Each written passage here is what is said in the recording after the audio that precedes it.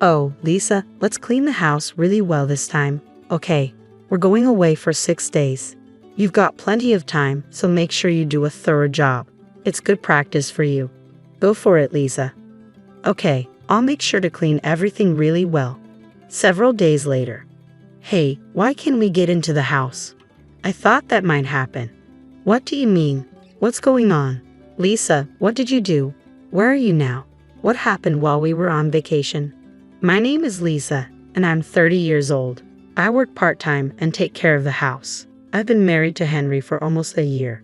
He's 4 years older than me, and we're still in our newlywed phase. I used to dream of a cozy life just for the two of us, but things changed after we got married. We bought a house and started living together.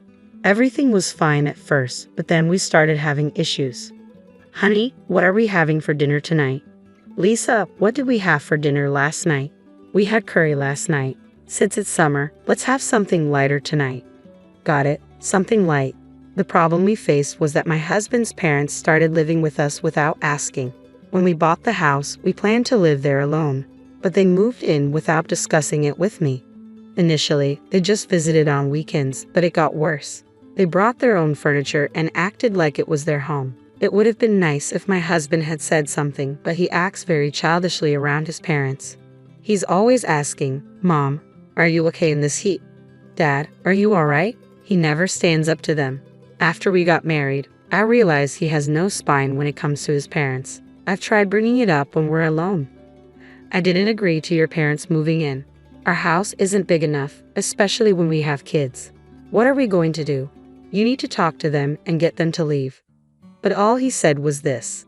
What are you saying? If we have a kid, we can just move. I think Mom and Dad would love living with their grandchild. I'd be happy to have everyone together. My husband not only doesn't see any issues with his parents living with us, but seems to be happy about it. I've given up on him explaining things to them. I blame myself, thinking, why didn't I realize this before we got married? My husband lived with his parents until we got married. I only visited their house once when we went to introduce ourselves before the wedding, so I had no idea what his lifestyle was like. I didn't know he was so attached to his mom and dad. Living with his parents all of a sudden is stressful enough, and there's even more on top of that. Hey Lisa, there's nothing I can eat for dinner today. Can you make something else? Well, isn't fish, boiled veggies, greens, and soup okay? I'm not in the mood for fish. I wanted meat today. My mother-in-law acts like she's entitled, always finding something to complain about, this or that. We don't have any meat right now. Oh, really? Let's just order takeout then. My mother-in-law started ordering expensive appetizers, not something you typically order on a weekday. It's fine if she wants to spend her own money, but how? I'll have one of those expensive appetizers. Yes, charge it to the usual card. What? My mother-in-law had used my card without asking me. I was shocked and asked her why she did it. Because everyone will eat what I order, right? It's everyone's meal, so it's normal for you to pay, she explained confidently. Sure enough, if my mother-in-law orders a lot of food, everyone ends up eating it, including me, but why should I automatically bear the cost? I don't understand my mother-in-law's logic at all. And my father-in-law is quite a character too. If you're a wife supporting a family of 4, you have to cook both meat and fish. Everyone has different tastes, right? This is why modern women... No, you're the biggest problem here. My father-in-law doesn't criticize my mother-in-law for her whims. Instead, he seems to agree with her and blames me, imposing his old-fashioned views on me. They're quite similar in their thinking. It seems like modern people can't handle even the simplest tasks these days. It's a real issue. Thank goodness for delivery. Yes, there are so many options for delivery now. I prefer delivery every day over Lisa's cooking. My in-laws enjoy mocking me, even though I'm the one paying for their food, living expenses, and even the mortgage for this house. Why should I be treated this way? Anger started to build up inside me, accumulating. Having my in-laws in the house made me feel like being at work was better. Luckily, work was going well, and there was talk of a promotion. I was offered a project leader role, and I accepted both opportunities. I thought that staying busy would reduce my stress from home. The days when I can't cook have increased, and if my in-laws order delivery, I've learned to accept it. My priority now is to distance myself from my in-laws. As a result, my overtime and weekend hours increased, but I felt fulfilled and energetic. Just when I thought I could handle everything, something unexpected happened. On a Friday night after work, I arrived home to find the house completely dark. It was odd that my husband and in-laws weren't there. It was too early for them to be asleep. As I walked in puzzled, I noticed a note on the table. It said, "We're going on a trip. Back on Sunday." What? I didn't know anything about a trip. What made me even more upset was the messy room filled with takeout containers and drink bottles. It was typical for my in-laws and husband not to clean up, but they could have at least thrown away the trash before leaving. Frustrated, I raised my voice, though no one was there to hear me. Feeling empty, I started picking up the trash and cleaning. As I sighed while tying up the trash bags, a troubling thought struck me. How did they even afford this trip? A wave of shock hit me. I quickly opened my banking app and checked the credit card transactions. This can't be happening. Several $1,000s were charged by what seemed to be a travel agency. Panicked, I tried calling my husband, but he didn't pick up. Fighting the urge to throw my phone in frustration, I decided to check my husband's social media. There it was, beautiful beach. So stunning. A picture of a bright blue sky and a beautiful beach. The people in the photo didn't look American. Could it be true? Digging further, I found they were in Bali. I never imagined they would take an international trip, and I felt drained. I hate to admit it, but my husband doesn't earn much. Most of our income comes from my job. I've been saving diligently because I worry about our future. That was before my in-laws moved in. The idea of my husband and his parents using my money to enjoy a resort made my anger boil over. All the vague stress I'd been feeling started to crystallize into clear questions. Why did they do this? How did they feel about it? What were they thinking about the future? It felt like an endless cycle of thoughts. I knew I needed to take action about my life. When my husband and in-laws returned from their trip, slightly sunburned, I was seething with irritation, though I kept quiet. We had such a great time. Traveling abroad is definitely worth it, and we found the food and accommodation quite affordable. My in-laws chirped. I bit my tongue to stop myself from asking who they expected to foot the bill for all of this. "Let's plan another trip, Mom, Dad." My husband chimed in, chatting with his parents. He seemed so immature, like a child begging for a summer vacation. At 35 years old, seeing him like that filled me with disgust. I prepared dinner in frustration. "Stay calm. Just focus on cooking," I muttered to myself, moving mechanically. Then, "Oh dear, there's so much dust here," my mother-in-law remarked, running her fingers over a houseplant's leaves. "That's not good," my father-in-law murmured, giving me a quick glance. "You didn't clean while we were away. What kind of day off was that?" "What?" I couldn't help but ask again. "If you've kept the house clean all the time, I would have taken you on the trip. I didn't invite you because I was thinking about you and your housework. Isn't that right, Mom and Dad?" My husband said this seriously.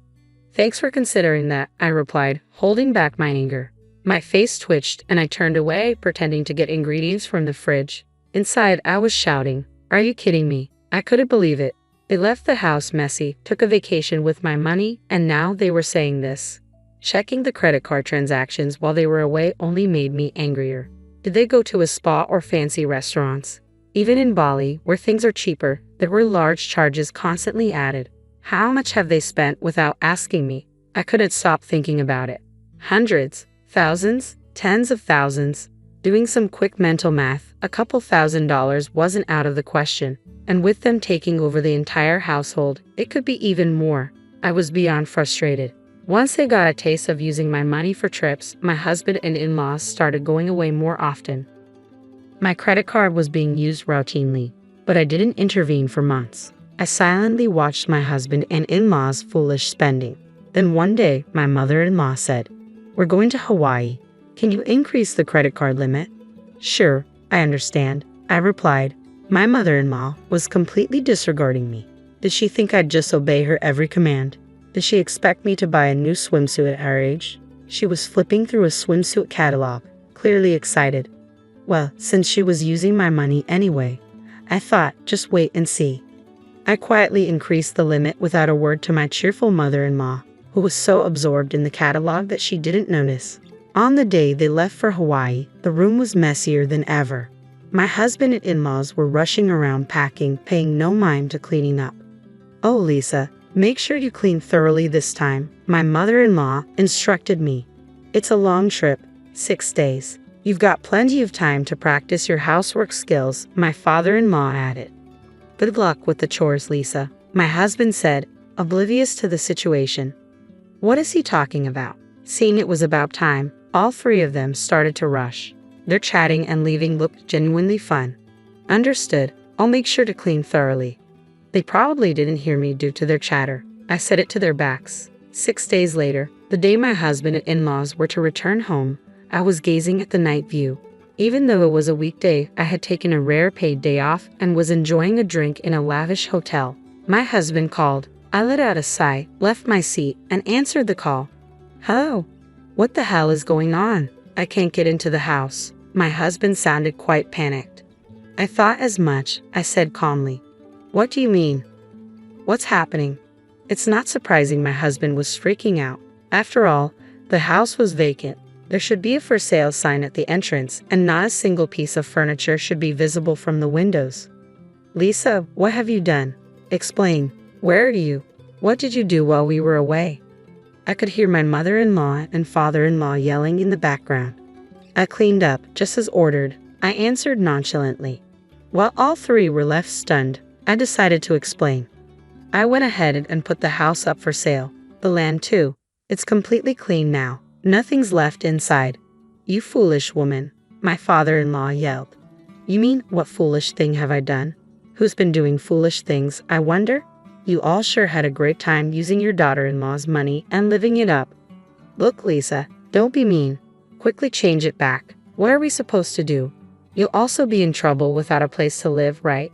My husband pleaded in a voice that sounded almost teary. I won't have a problem. The house was bought by me in the first place, and all I did was sell it. I've decided on my new place to live. Yes, the house was purchased with my considerable income. Of course, it's under my name. It was a house to which my husband had no rights. How could you? It was our home. How could you sell it without permission? My mother-in-law said. Please save your sleep talking for when you're asleep. It was never your home to begin with. You were just freeloading, right? Parasiting off me, right? I've made up my mind. I can't continue like this, losing everything. I need to exterminate and rid myself of these harmful pests. How dare you speak to Mom like that? The words bellowed from my husband were met with my swift retort. You're a pest too. I want a divorce. I'm going to demand my money back, which you've recklessly spent. I've already consulted with my attorney. The amount. I could relay the amount. I heard a loud clatter on the other end. It seemed that my husband, in shock, had dropped the phone. What happened, Henry? What's wrong? The voices of my mother-in-law and father-in-law echoed, clearly worried for their son. Oh, Dad. My husband started crying like a child through the phone. I could only pull back in disbelief, knowing that any further conversation would be futile. I hung up the phone, sitting back down. I sighed. It had become second nature to me, but today it was different. It was a sigh of relief. At last, I finally cleaned house. Good job, I toasted to myself, sipping champagne. My husband and in-laws seemed to have no choice but to return to their family home. They had nowhere else to go after all. During the months from my decision to divorce until I actually brought it up, I found out that their home had turned into a hoarder's paradise. When I visited to introduce myself before marriage, the place didn't seem so disheveled. They must have hired professionals to temporarily tidy it up. Their house had a long-standing reputation in the neighborhood as a hoarder's home. Perhaps a messy house suits my messy husband and in-laws more than a clean one. Though my husband was reluctant about the divorce, he quickly accepted when confronted with my attorney. Sobbing, he even signed the agreement to pay me back the money they spent. It's not an amount he could easily afford with his salary, but it's only fair since he was the one who created the situation, recklessly indulging in luxuries with other people's money. And so I managed to completely sever ties with my troublesome family. However, I must regret the fact that I married such a man in the first place. Before he got married, I somehow managed to spin his troublesome traits in a positive light, finding him charming and laid back despite his age. Maybe I was too desperate as I approached my 30s. While occasionally venting about this to my colleagues, I go about my daily work. Will I be single forever from now on? You're still young. Don't say things like that. I appreciate the subordinates who play along with my complaints and jokes. You're right. I shouldn't give up hope. That's right. Would you consider someone younger? Was that a joke? Looking up, I saw my subordinate's face was serious. Don't hoard unnecessary things. Cleaning is important, but maybe, just maybe, I don't need to give up hope. These days, I find myself pondering such things. In the heart of the city stood a quaint toy store, a sanctuary where joy was measured in smiles and laughter. That's where my story begins, where fate decided to play its hand. I'm Lily, a 29-year-old who found solace among the aisles of toys, each one holding a story waiting to be told. It was a regular day, the store buzzing with the usual chatter, when he walked in, Jake, the man who unknowingly was about to turn my world upside down. He wandered through the aisles with a look of determination, his eyes scanning the shelves for the perfect gifts. "Excuse me," he said, approaching me with a gentle smile, "I'm on a mission to find the coolest toys for the children of my friends. Any recommendations?" I smiled, pointing towards the latest action figures. "You can't go wrong with these. Kids love them, and they're our top sellers this month." Jake picked up one of the figures, examining it with an intrigued expression. "Looks like you really know your stuff. Do you enjoy working here?" I laughed, a warm feeling blooming inside. "I do. It's more than just a job. It's like being a part of countless happy childhood memories. But tell me more about you. Is being the cool uncle a full-time job?" His laughter echoed through the store, a sound that felt oddly comforting. "It feels like it sometimes. But seriously, my family is pretty big, parents, 2 younger sisters. One is about to get married and move to another city. It's chaotic, loud, but I wouldn't have it any other way." We continued to chat, our conversation flowing effortlessly. I shared my story, how life had been a solitary journey since my grandmother passed, leaving me her small, cherished house. Jake listened with genuine interest, his eyes never leaving mine. "It sounds like you've had your share of challenges," he said softly. "Your grandmother must have been a remarkable woman to raise someone as strong and kind as you." The store started to quiet down, signaling the end of the day.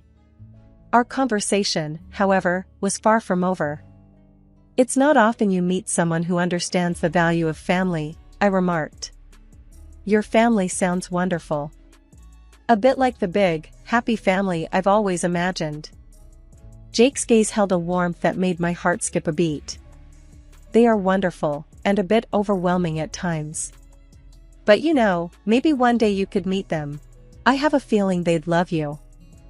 As we parted ways that evening, the air was thick with unspoken promises and possibilities. Little did I know, this chance encounter, this hopeful meeting, was the beginning of a journey full of unexpected twists and turns.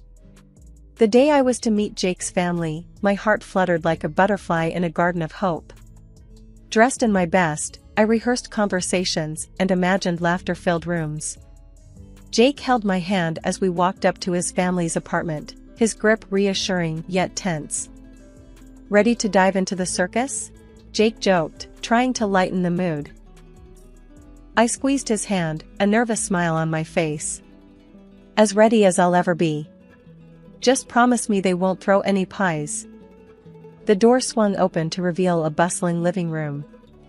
Jake's mom, a stout woman with sharp eyes, scrutinized me from head to toe. His dad, a towering figure with a booming voice, offered a brief nod. And then there were Sarah and Megan, Jake's younger sisters, their eyes glinting with something I couldn't quite place. "Family, meet Lily. Lily, this is the crew I warned you about," Jake introduced, a hint of pride in his voice. I extended my hand, my voice barely above a whisper. "It's so nice to meet you all. I've heard so much about you." Jake's mom was the first to break the silence. "So, you're the girl who's been keeping our Jake so occupied. Tell us about yourself. Jake mentioned you work at a toy store?" I nodded, feeling their eyes on me. "Yes, I love it there. It's like being surrounded by joy every day. And, well, I was raised by my grandmother. She left me her house, and that's where Jake and I..." Sarah cut me off with a laugh that felt more like a jab. Raised by your grandmother, huh? That explains the antique vibe you've got going on. What is this, a retro fashion statement? The room erupted with laughter. Jake's dad chuckled. Good one, Sarah. Lily, you'll get used to our family humor. I forced a smile, my heart sinking. This wasn't the warmth I had anticipated. It felt more like walking into a frost. Jake tried to smooth things over. Come on, guys. Let's not start the roast just yet. Lily's got a great sense of style. Right, Lily? But the damage was done. The evening dragged on, each minute heavier than the last. Sarah and Megan's remarks, veiled as jokes, felt like thorns. Jake's parents, though not as overt, had a dismissiveness that stung.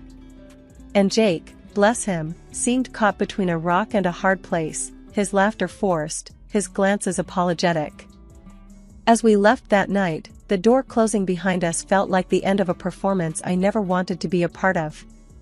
Jake's hand in mine felt distant, and the family I had hoped to embrace seemed like a mirage that had vanished, leaving behind a bitter aftertaste of reality. Sorry about that, Jake murmured as we walked down the corridor. They can be a bit overwhelming. But it'll get better, I promise. I nodded, the words tasting like ash. It's fine, Jake. Maybe it's just first meeting jitters. But deep down, I knew. This was more than jitters. This was a glimpse into a world I wasn't sure I belonged in.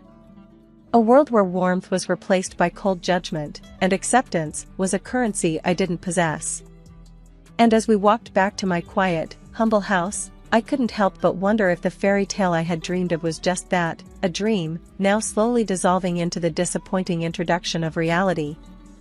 The evening I walked into my home, expecting the usual quiet comfort, only to find it disrupted, remains etched in my memory. The lights were on, a sure sign someone else was there. A sense of intrusion crept over me. I dialed Jake's number, my voice trembling with unease. Jake, I think someone's in our house. The lights are on, and you're not home. His laughter on the other end jolted me. Oh, that's just Sarah. I gave her our spare key. She wanted a place to chill. I stood frozen, disbelief and anger intertwining. You gave your sister a key to our house, without asking me? Jake's tone was dismissive. Come on, Lily. She's my sister. Plus, it's not like she's a stranger. As I entered the living room, there she was, Sarah, lounging on our couch, my personal laptop open in front of her. The sight felt like a violation of my private space. Sarah, what are you doing? That's my laptop, I said, my voice firm yet controlled. She didn't even bother looking up. Relax, Lily. We're family now. I figured what's yours is mine, right? That evening, when Jake returned, I confronted him. Jake, your sister can't just barge into our house and use my things without permission. It's not right. His response was infuriating. Lily, you're overreacting. She's just using the laptop. Don't make a big deal out of it. But it is a big deal to me, Jake. It's about respect and privacy, I argued, my frustration growing. Jake just shook his head. I don't see the problem here. She's family. You need to be more accommodating. From then on, Sarah's visits became a regular occurrence. She'd walk in whenever she pleased, treating our home like it was her own. It wasn't just the intrusion that bothered me, it was her complete disregard for our privacy. She'd leave dishes in the sink, move my things around, and never once asked if it was okay. Every time I brought it up with Jake, he brushed it off. She's just comfortable here. Isn't that a good thing? Why are you so hung up on these little things? But they weren't little things to me. They were the threads of respect and boundaries being pulled apart. My home, once my sanctuary, was now a free-for-all, and I felt like a guest in my own space. One day, I came home to find Sarah sprawled on the couch, a pile of her laundry on the living room floor. Sarah, this isn't a laundromat. You can't just do your laundry here, I said, my patience wearing thin. She rolled her eyes. Oh, please, Lily. It's not like I'm asking you to do it for me. Plus, your washer is way better than ours. I couldn't believe the audacity. This was more than just familial comfort, it was entitlement. And Jake's inability to see that, to stand up for our space, was driving a wedge between us. Weekends used to be my retreat, a time to unwind and recharge. But that changed when Jake's family decided our home was their new weekend getaway. It started one Saturday morning. I was greeted not by the quiet I cherished, but by the loud chatter and laughter of Jake's family sprawled across my living room. Morning, Lily. Hope you don't mind, we thought we'd spend the day here. Our place is a bit cramped at the moment, Jake's mom announced cheerily as if they'd done nothing out of the ordinary. I stood there, dumbfounded, my private sanctuary turned into a public domain without my consent. Sure, I wasn't expecting visitors, but make yourselves at home, I managed to say, the words tasting bitter.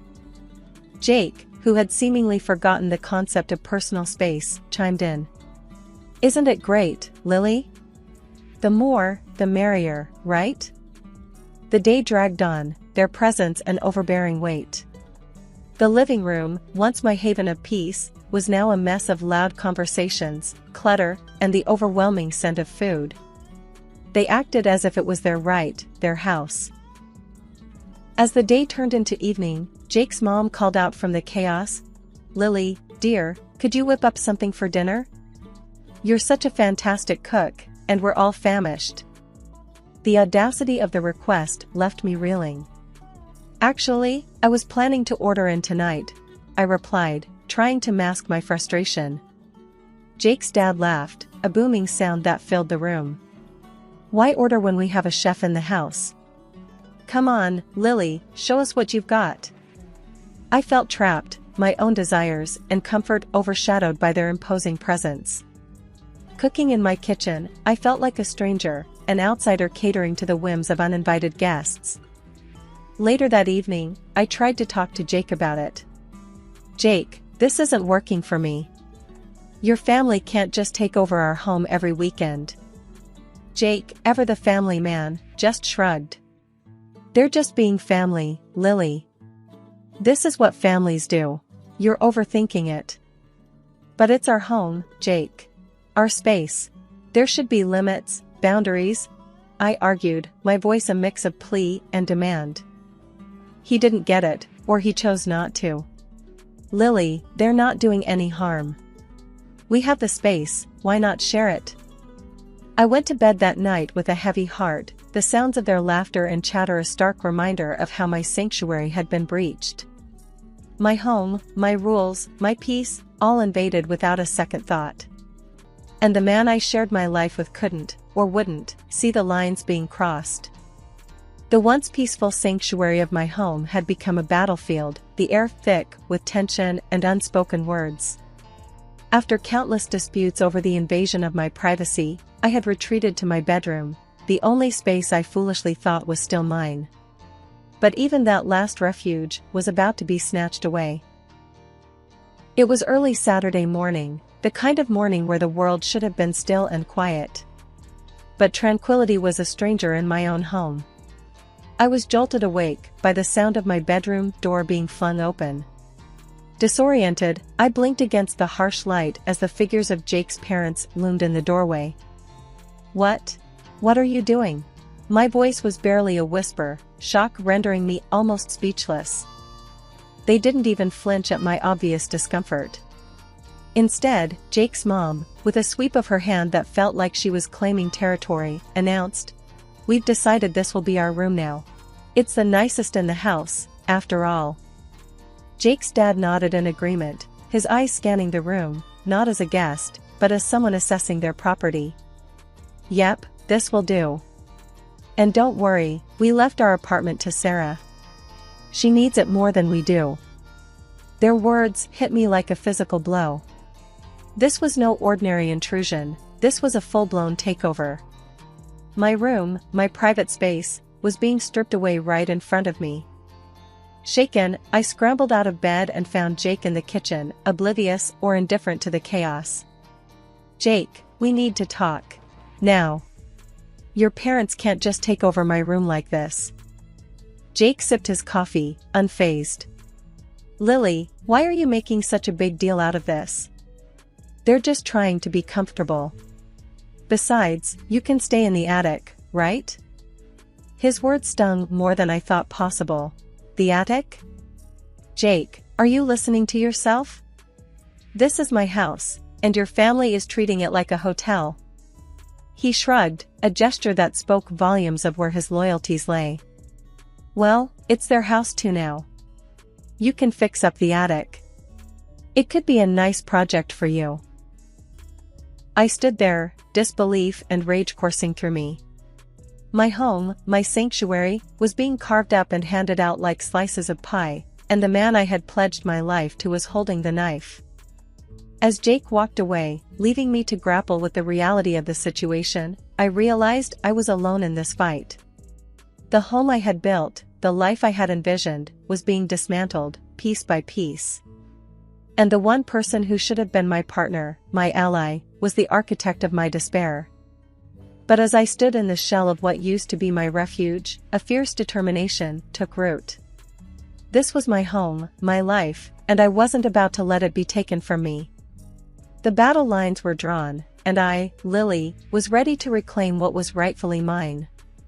The night before Jake and his family left for the wedding, the house was thick with tension and unspoken words. They laid down their plans, like a king dictating to his subjects. "We're off tomorrow, Lily, for Megan's wedding. You'll have the house to yourself for a week. Should be plenty of time to get your new attic room ready," Jake's mom declared with a smirk. Jake chimed in, a cold look in his eyes. "Yeah, Lily. It's only fair. Mom and Dad need the space. It's a small sacrifice, really." Their laughter echoed through the house, a cruel soundtrack to the mockery of my life. The door closed behind them the next morning, the silence they left behind heavy with the weight of their words.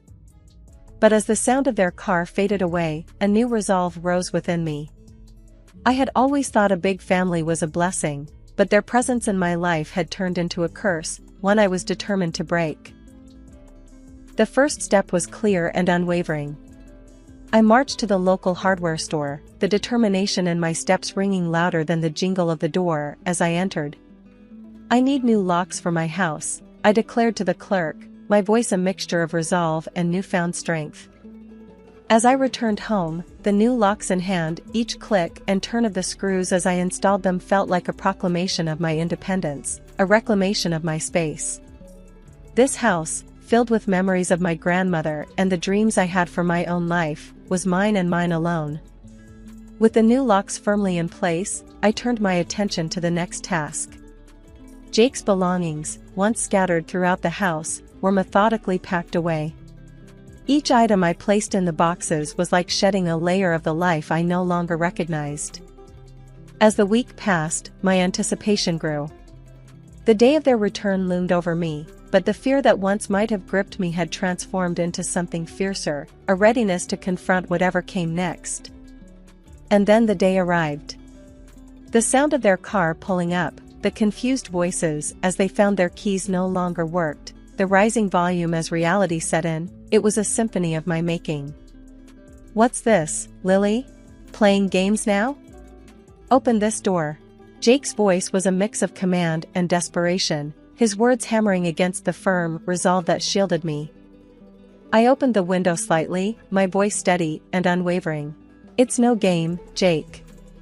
It's reality. The reality where I reclaim my home and my life. Your things are outside. You can take them and go." His mom's voice cut through next, sharp and accusatory. "You think you can just throw us out like trash? After we welcomed you into our family?" The irony of her words almost made me laugh. "Welcomed? No, you invaded, you disrespected, and you overstepped every boundary. This is my home, and it's time you all accepted that." The voices rose, a cacophony of disbelief and anger. Jake's dad, his voice booming, joined in. "You can't do this to us, Lily. We're family. Family sticks together." I shook my head, a slight smile playing on my lips. Family respects each other. Family supports and loves, not belittles and takes over. What you call sticking together felt more like being trapped. That's not family, that's a hostage situation. Their pleas turned into threats, their threats into insults. But with each word they hurled at me, my resolve only grew stronger. I had built a fortress, not just of locks and doors, but of self-respect and dignity. As the reality of the situation settled in, Jake's voice, once full of authority, now trembled with a hint of realization. "Lily, please. Let's talk about this. We can sort it out." But the time for talking had passed long ago. "There's nothing left to talk about, Jake. I gave you and your family every chance to be part of my life, my home. But you chose to treat it like a free-for-all. You chose to stand by and watch as they disrespected me, in my own home. That was your choice. Now, this is mine." The neighbors, drawn by the commotion, watched from a distance. Whispers and glances were exchanged, the drama unfolding before them, a stark reminder of how quickly the veneer of civility can crack. And when the noise became too much, when the insults and the banging on the door threatened to breach my newfound peace, I called the authorities. The arrival of the police was the final punctuation in a long and exhausting sentence. I explained the situation, my voice a testament to the journey I had been on. The officers, their faces a blend of sympathy and professionalism, turned to Jake and his family. "You need to leave now.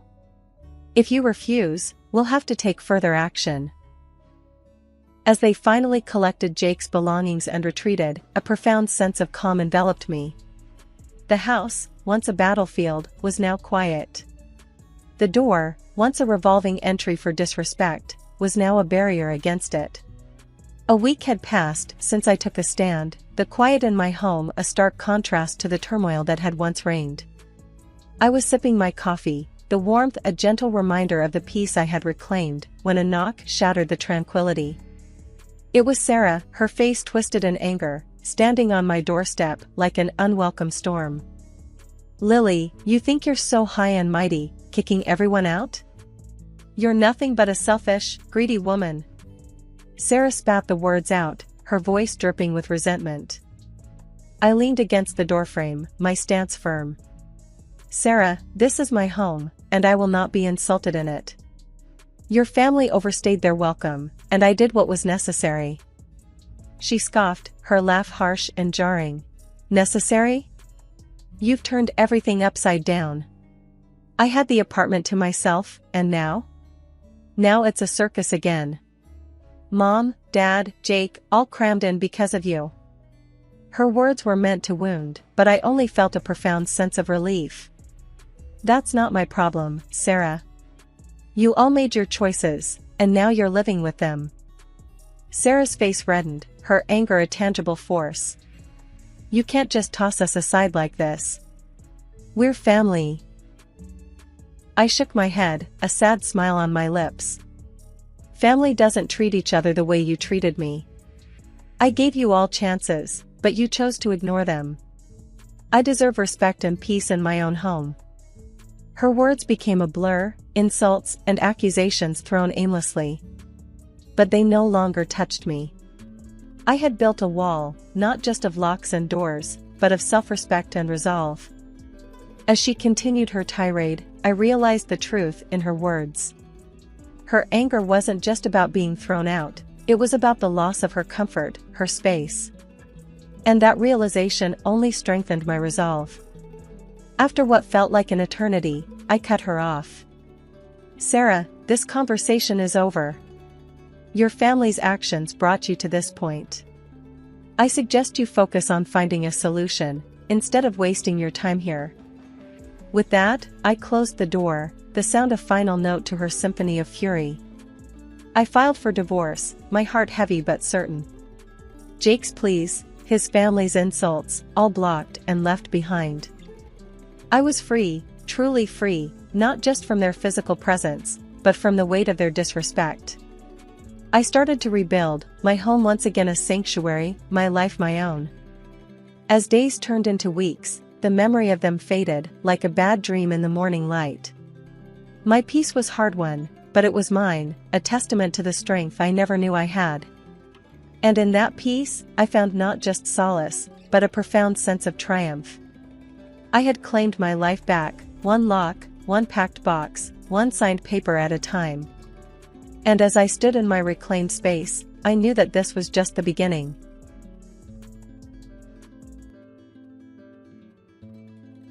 My name's Lisa. I never expected to walk into that party and find my whole world spun on its axis.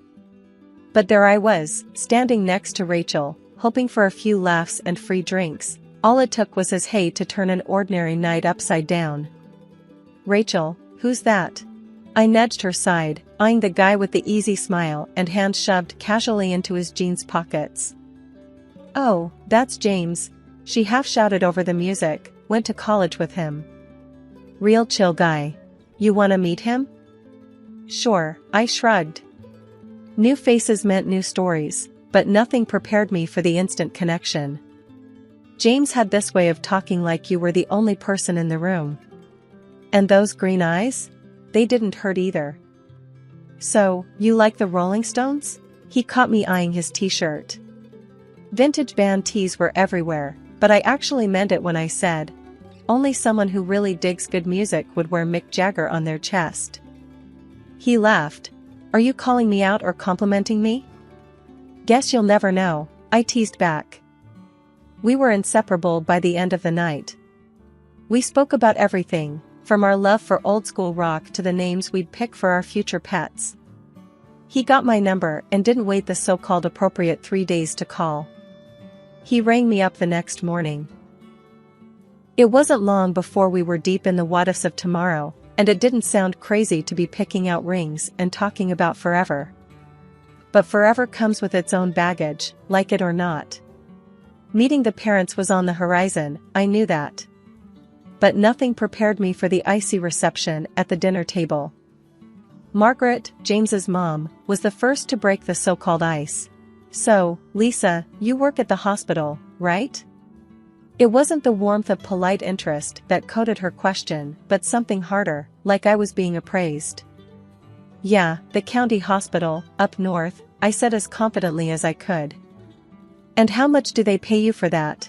Her eyes were sharp, her tone sharper. I paused. James shot me a look, but I decided to be upfront. "Enough to get by." My answer was clipped. I hated talking finances. "Well, James does more than get by," she said. I glanced at James, who was calm and silent. I felt my face heat up. "So, about this marriage," she continued as if my income was just a segue. "A prenup is sensible, don't you think?" It was like a punch to the gut. But I said, "Listen, I don't care about money. But whatever happens, the bit I send to Granny B each month, it's non-negotiable." "Fair enough," his dad finally chimed in, "that seems reasonable." The tone for this commitment was set, tough, not all sunshine and romance, but it was real. And real was something I could work with. Our wedding could have fit in a matchbox, no fanfare, just him, me, and a couple of signatures that sealed the deal. In the beginning, we were a team, tackling life from our small joint command center, his old house he'd owned for years. We had set up a system, half on everything. When I think about that time, it seemed straightforward. We wrote up a budget, penciled in time for chores, and even cooking was something we did together. There was comfort in the routine, in knowing what to expect when we both got home. He used to count minutes until I got home. We'd link up in the kitchen, not just for the food, but for those moments, you know. It wasn't just about filling our plates, it was about sharing the day, stirring and tasting, and laughing over a shared bottle of wine. But reality is a tough customer. 4 months down the line, and the teamwork was taking hits. The excuses rolled in. At first, it was just a bad day here and there, a boss on his back or a project running him ragged. "Babe, I'm beat," he'd say, dropping his bag by the door, not picking up the hints of garlic and basil in the air, the sound of something sizzling on the stove. "Gonna crash for a bit. You mind finishing up?" I didn't at first. Everyone's entitled to a bad day, right? But bad days started to string together like some lousy pearl necklace, each excuse shinier than the last. One night, I found him sprawled on the couch, his eyes glued to some game on the TV. The floor was a maze of his work stuff, and the sink was an overstuffed exhibition of dirty dishes. "Honey, the kitchen's blowing up," I said, trying to keep my voice level. "You were supposed to handle it tonight." He gave me this quick glance, one of those, just a sec looks before focusing back on the players running across the screen. Yeah, I'll get to it. Just let me watch this play," he muttered, not moving an inch. But the plays went on, one after the other, and the kitchen stayed a mess. The tension was simmering, ready to boil over. "Look, I don't need plays, I need a partner," I snapped, surprising myself a bit with the sharp edge in my voice. "Chill, alright? It's just dishes," he shot back, his attention still on the game. We clashed like this, more and more. Those simple knots we tied at the mayor's office started to feel like some complex puzzles, impossible to solve. He retreated into his shell, all but locking me out. The split down the middle started to shift, what was meant to be equal began to weigh heavy on my side. Chores piled up, just like his excuses. That shared life we were supposed to be building felt more like a solo gig. 2 weeks of slugging it out on my own and I finally snapped. I never was one to kick up a fuss, but who could live like this? I cornered James as he walked through the door, oblivious with his headphones on. "James," I blurted out, unable to hide the annoyance in my tone, "what happened to sharing the load?" He looked at me like I'd sprouted a second head, pulling off his headphones. "What are you on about, Lisa?"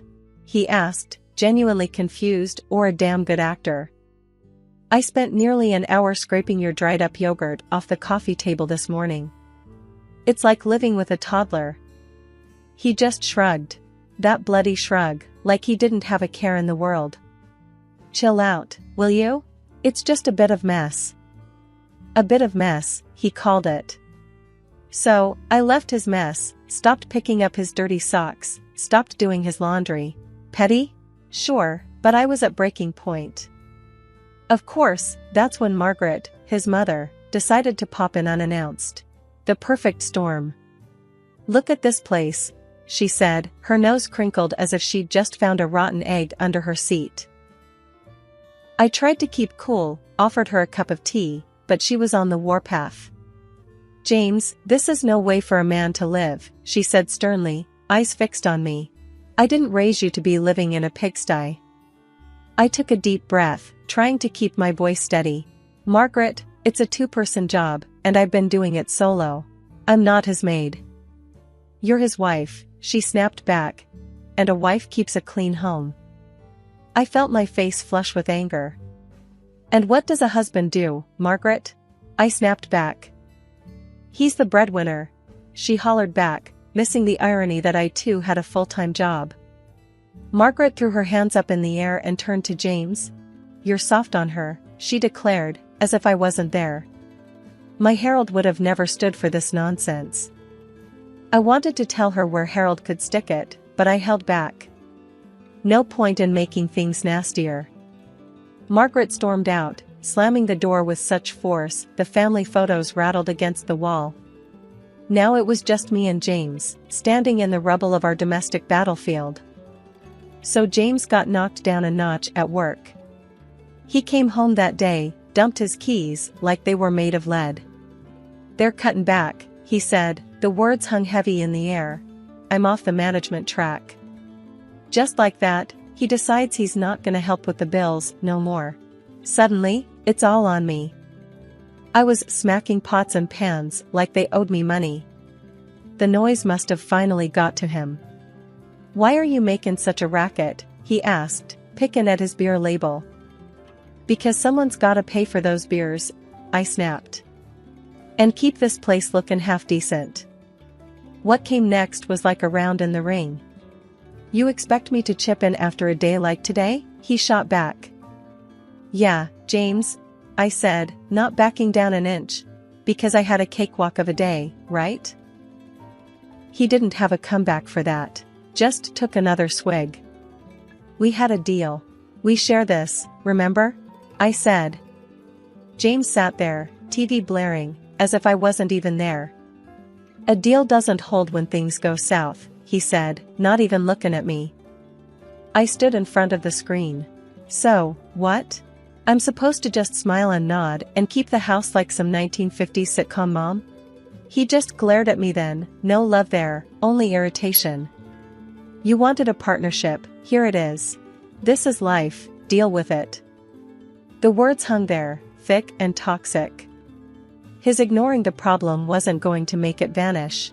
We're supposed to be in this together. And that means not ditching out when it gets tough. I didn't ditch out. The job did.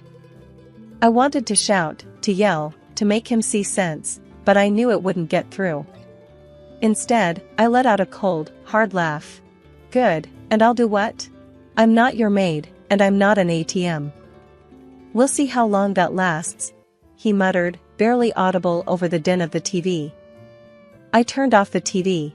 We'll see how long we last if this is how it's gonna be.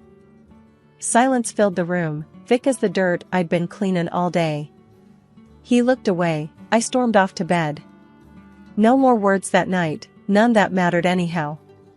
They were all bitter, all spat out with hurt more than real heart, but they stuck with me, like thorns in my side. The tension in the house was like walking into a wall of ice. Barely a word was passed between us without a sharp edge. James had taken to eating his meals alone, meals that Margaret dropped off with a thud at our door. I could hear the plastic containers hitting the wood, like the gavel of a judge passing sentence. So, what are we having tonight? I asked, poker-faced, as James marched past me, Margaret's cooking in hand. Does it matter? He barely glanced my way. It's not like you're eating. It was true. I didn't have the stomach for food, not for what was in those containers. It was more than lasagna or stew, it was a heavy dose of rejection, served up by Margaret, and it had seeped into every room of the house. Then Granny B called. Cheerful and active, I could almost smell her lavender perfume through the phone. A visit from Granny could turn a place upside down, and that's what I sorely needed. A gust of fresh air. I'm packing my bags, baby girl, she chuckled, but I heard the steel underneath. A will that had gotten her through tougher times than this. I need to see your life. I broached the subject over dinner, a silent affair, with the clinking of cutlery replacing conversation. Granny B wants to visit, I said, dropping the bomb without preamble. James paused mid-chew, his eyes hardening. Here? Stay with us? I nodded, gripping my fork like a lifeline. He shook his head, speaking with his mouth full like he suddenly forgot manners existed. No chance. Margaret wouldn't like it. Since when do we schedule our life around your mother? The boldness of my words surprised even me. Margaret's voice sliced through from the doorway. Since it's our house, girl. You just live here. The unfairness of it choked me like a noose. Your son and I are supposed to be building a life together, Margaret. She snorted. A life?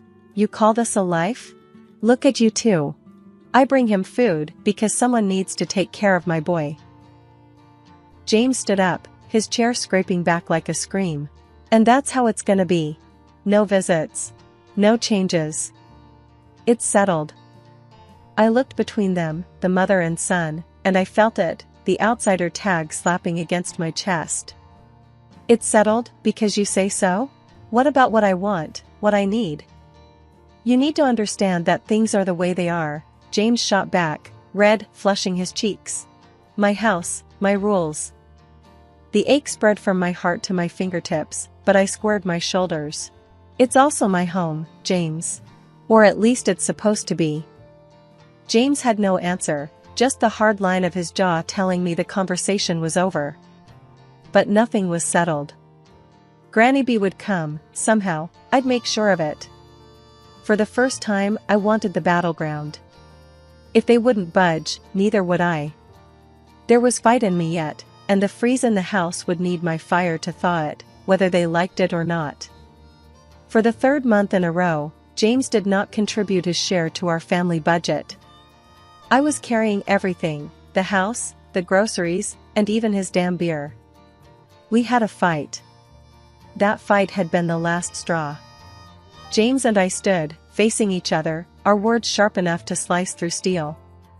The room felt smaller as the tension grew, air thick with resentments saved up from months of silent battles and unspoken words.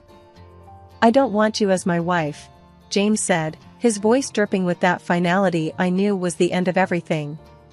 It didn't come out as a shout. That might have been better, a shout I could have responded to with fury. Instead, it was a low hiss, a deflating tire's last breath, leaving behind silence that echoed louder than any scream. I gathered what was left of my dignity. "Fine," I countered with as much steadiness as I could muster, despite the tremor I felt within. "I don't want to be where I'm not wanted." He didn't stop me as I started to pack my bags. Each piece of clothing folded felt like a piece of the life we'd built being tucked away, rendered insignificant. I headed to the door, my suitcase a loyal companion trailing behind me. James was still standing in the center of the chaos, the eye of the storm that had hit us over and over until we'd broken, pieces scattered beyond collection. He didn't move, didn't try to stop me. The door closed with a click much too gentle for the ending it represented. Outside, Granny B was in her old, dependable car that smelled of leather and peppermint, leaning over to open the passenger door. I heaved my suitcase into the back and slid in beside her without a word. "All set, dear?" Granny asked, her eyes soft but her voice strong, a rock in a swirling sea.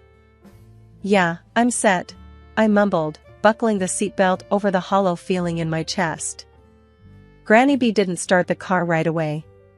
"He's a fool," she said flatly, adding an expletive that would have made a sailor blush. I choked out a strained chuckle. "Granny!" "Well, it's true." She finally turned the key in the ignition, the engine rumbling to life reassuringly. "You're worth 10 of him. 15, even." She backed out and we started towards the new apartment. I didn't reply. Instead, I leaned my head against the cool glass of the window, watching the landscape blur, the same way my thoughts were a jumble of memories and pain. Granny B didn't push with questions or platitudes. She just drove, every now and then muttering something under her breath that sounded suspiciously like curses aimed at James. The cozy rented apartment was in a normal neighborhood, a place where you could blend in and lick your wounds in peace. As Granny hauled my bag out of the car with surprising strength, I unlocked the door to the unknown. "Well," Granny said, clapping her hands together, "time to rebuild, kiddo. You've got a life to claim and that sorry excuse of a man to forget." I nodded, feeling the very first flutter of something like hope in my chest. Breaking points, I realized, weren't just about endings. They were about beginnings, too, messy, painful, but real. Fresh starts didn't erase the past, but they gave you a canvas to create something new. And maybe, just maybe, that was exactly what I needed. Granny B was sitting on my threadbare couch, her hands clasped over her knee, bouncing with what seemed like contained energy.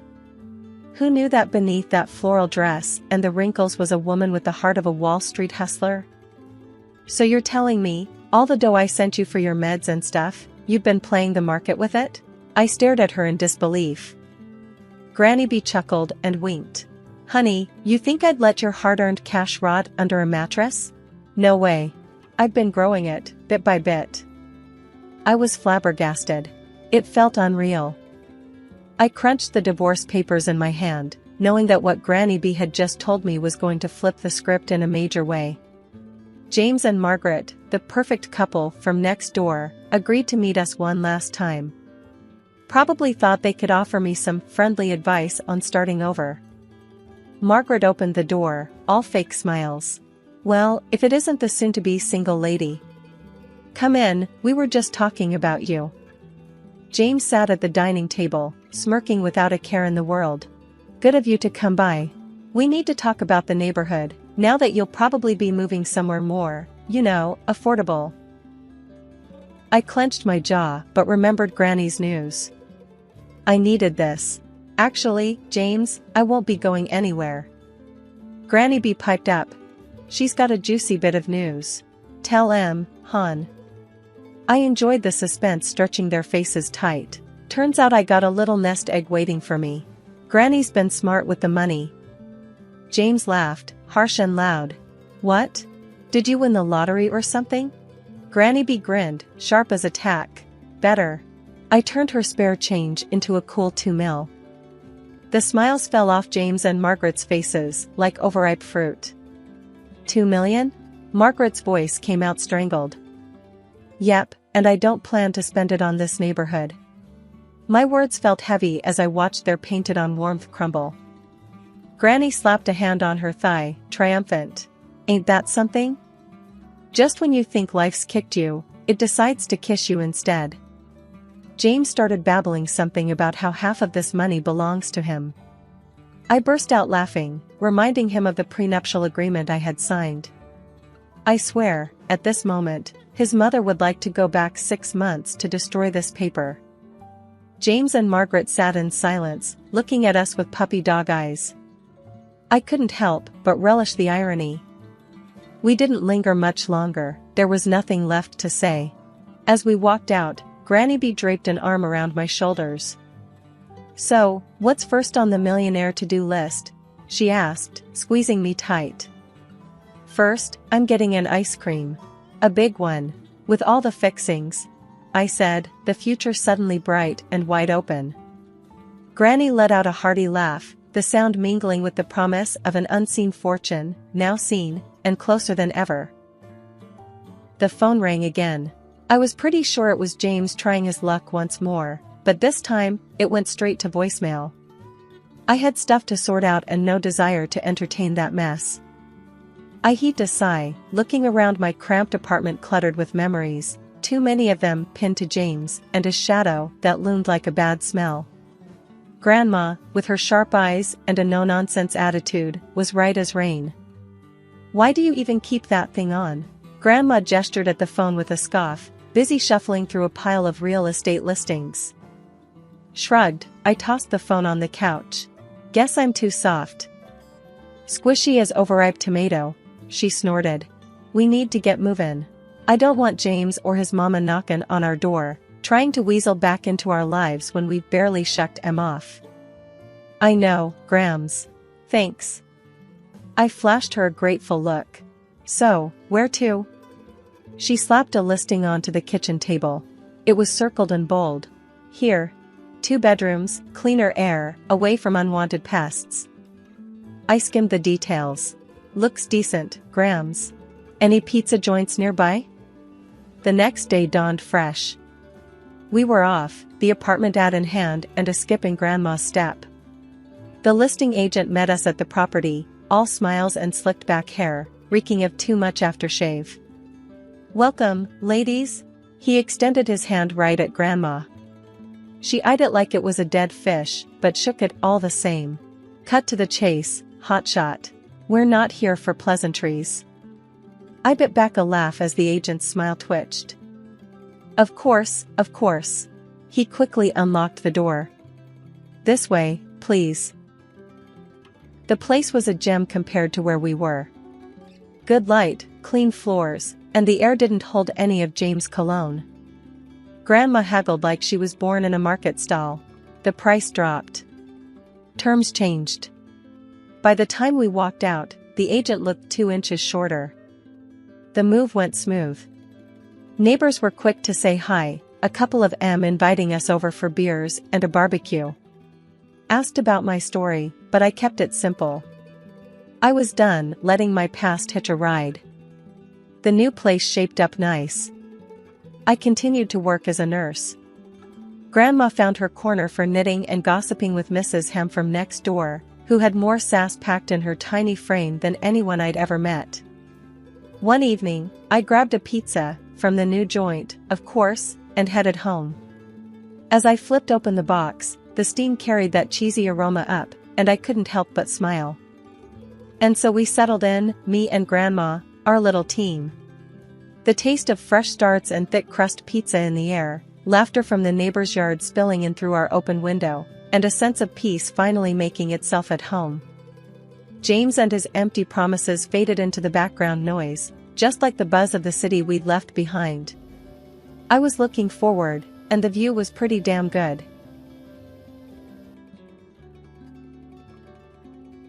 My life's kinda been like a whirlwind tour of the world's kitchen, only with more passport stamps and less sanity. Name's Kira, fresh into the 3rd decade of my ride on this rock, and I've made a living out of breathing in the spices and dishing out the experience through my vlog.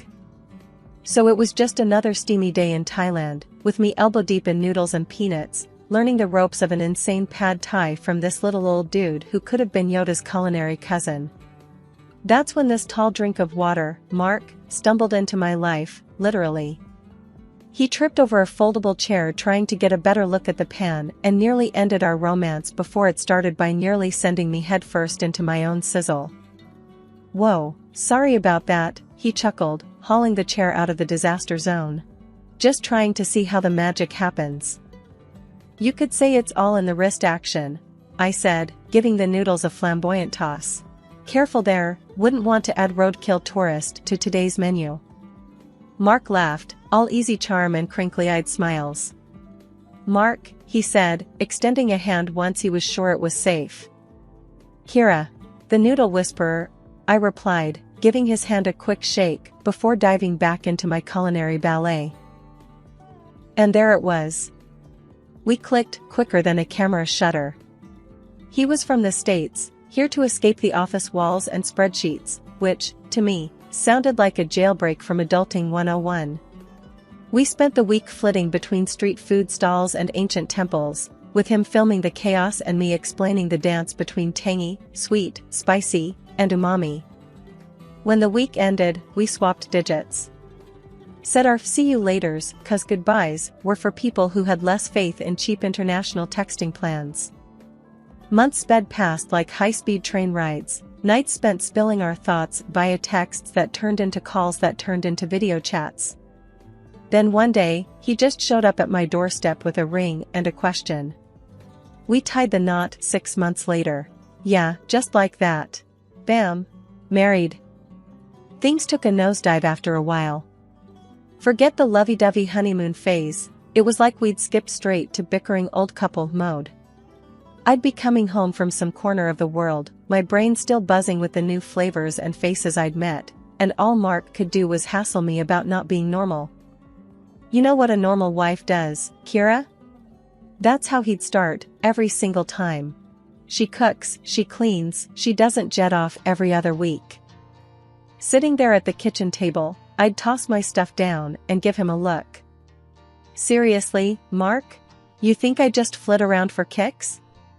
This is work. My work. To him, it was like my job was make-believe.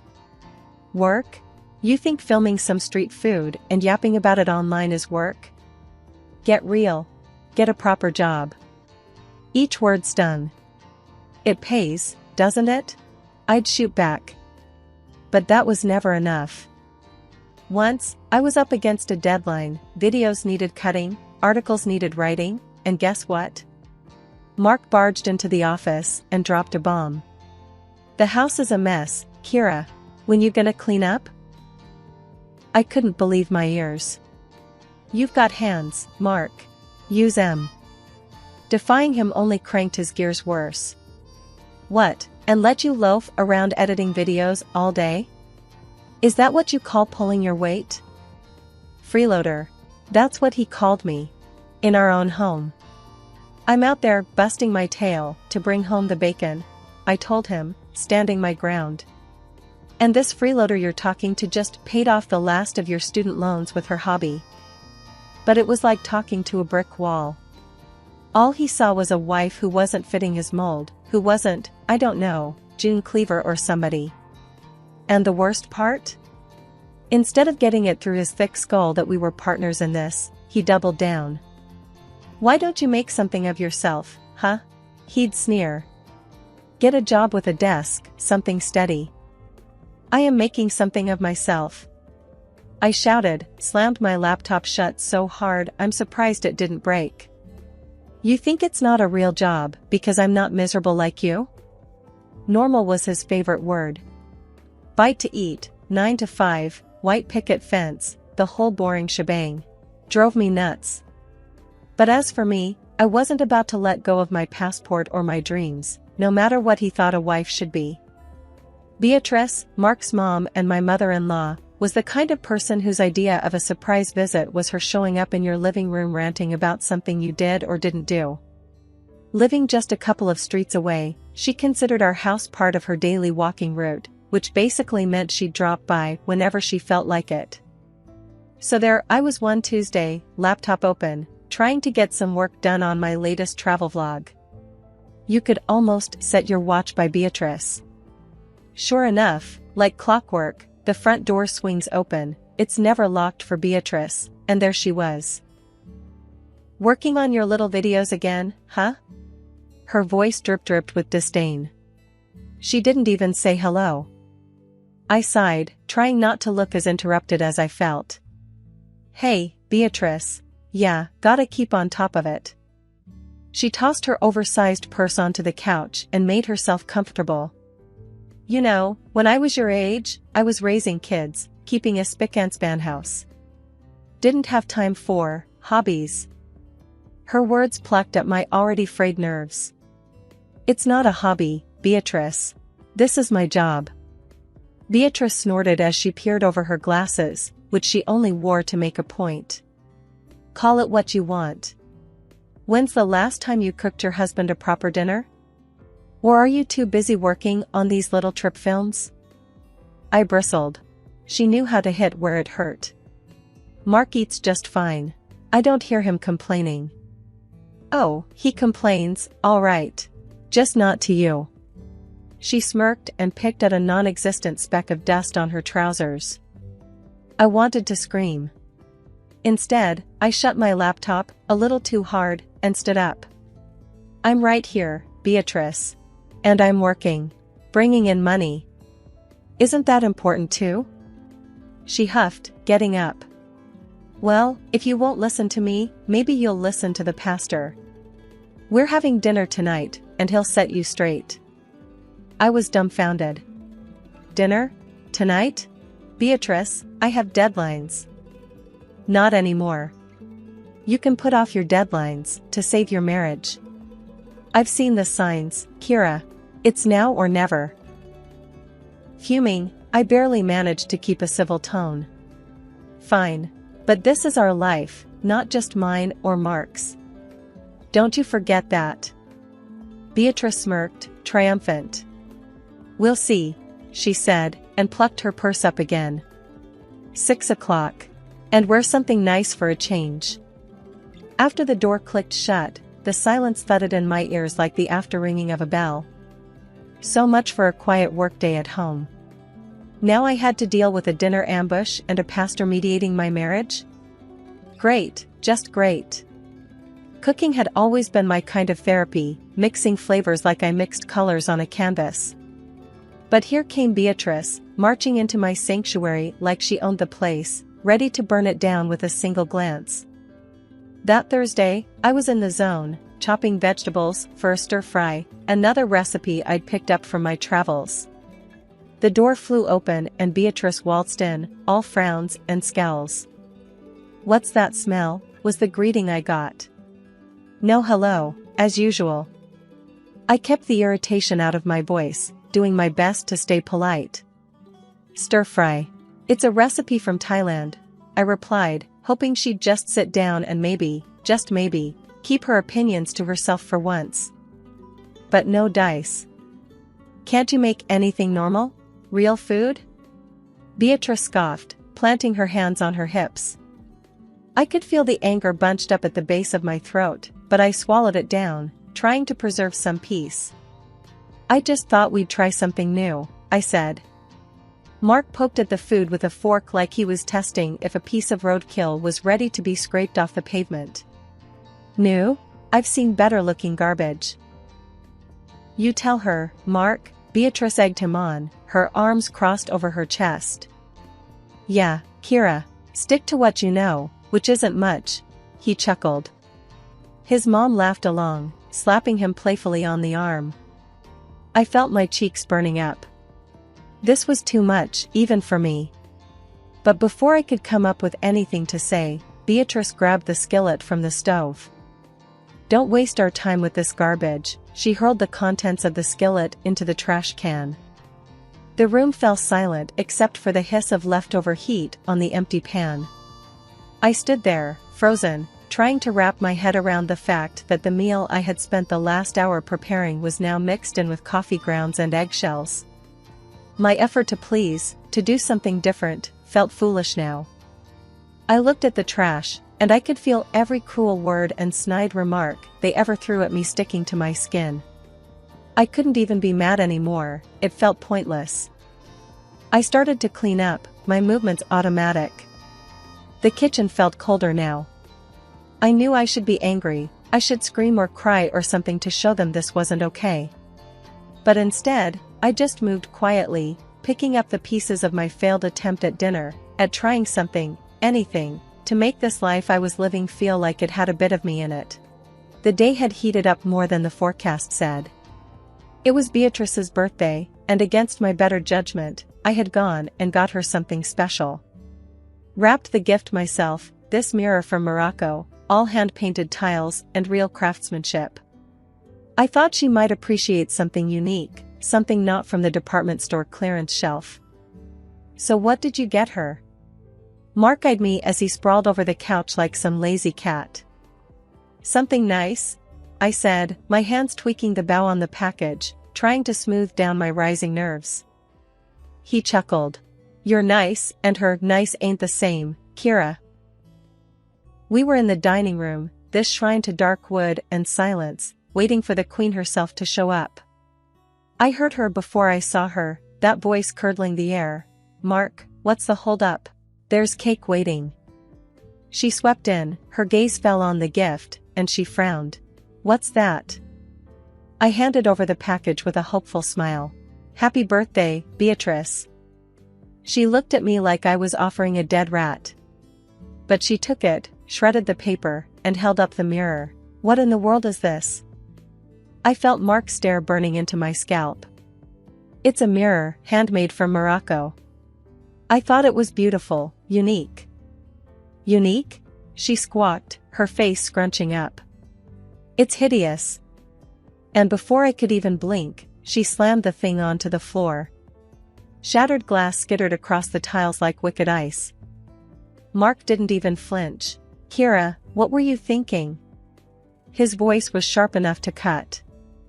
I stared at the broken mirror, feeling something inside me splinter along with it. I'm sorry, I thought. She cut me off with a wave of her hand, turned to Mark. Tell your wife to stick to cash. Can't go wrong with money. I felt the shards of my patience giving away under my feet. I went to my purse, pulled out an envelope, last-minute insurance I knew I might need, and handed her 5 crisp $100 bills. Here, I said, trying to hide the trembling in my words. She snatched the cash hungrily. Well, that's more like it. Mark walked over, swept a piece of broken mirror with his shoe, looking at me like I was the mess he had to clean up.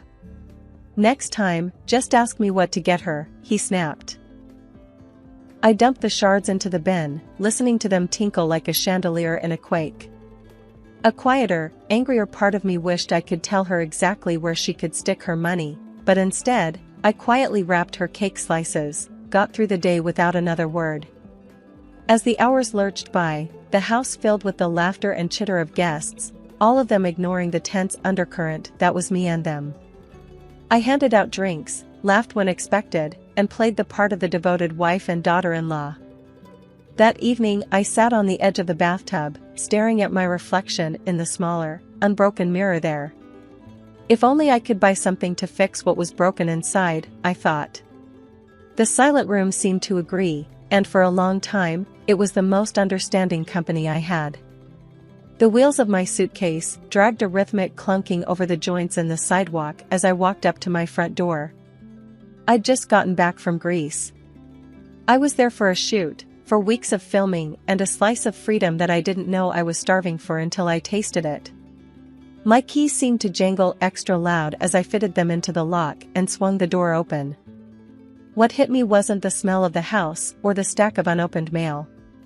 It was Beatrice, planted in the middle of the living room, bags piled at her feet like she'd just claimed a spot on the subway. "I'm moving in," she declared, her voice brooking no argument. I felt my exhaustion evaporate into a tight ball of anxiety in my chest. "What? Why?" She eyed me like I was being thick on purpose. "Rent's killing me, and since you're never around, it makes sense. I'll take the guest room." This was the worst kind of surprise, the kind that didn't bring any joy, just a heavy weight. I looked to Mark, seeking an ally, but his face was set in stone. "Yeah, Kira, why the hell not? Makes sense to me," Mark said. I heard in his voice the finality of a door slamming shut. "But, Mark, He cut me off with a sharp wave of his hand. "Don't start. You've been freeloading off my space for years."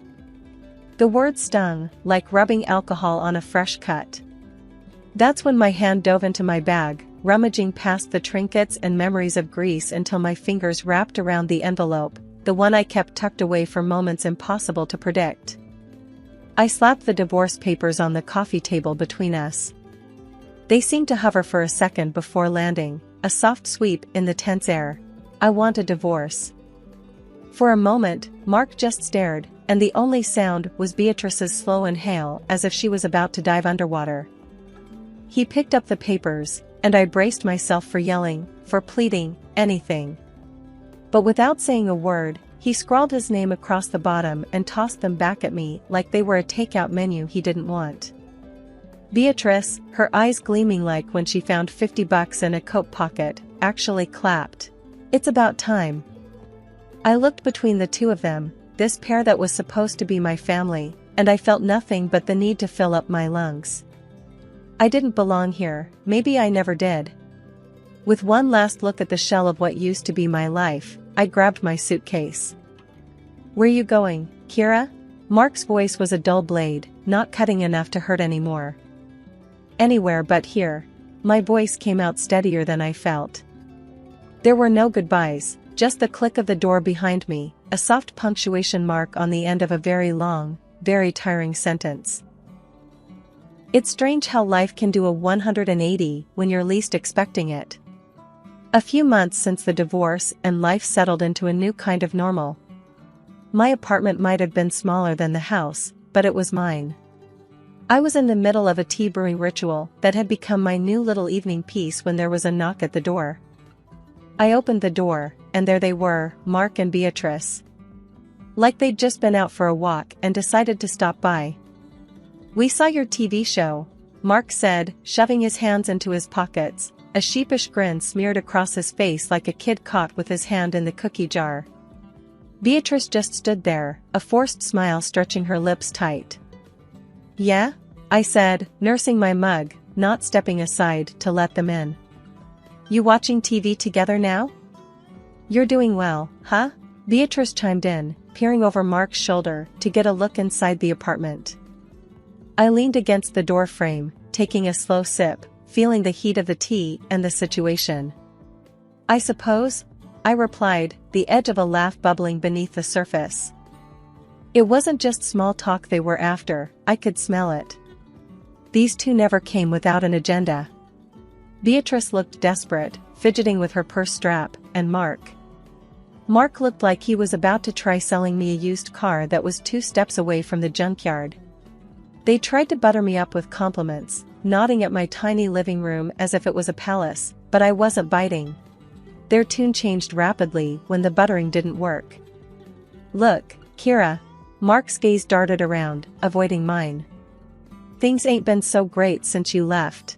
Financially, I raised an eyebrow. Is that right?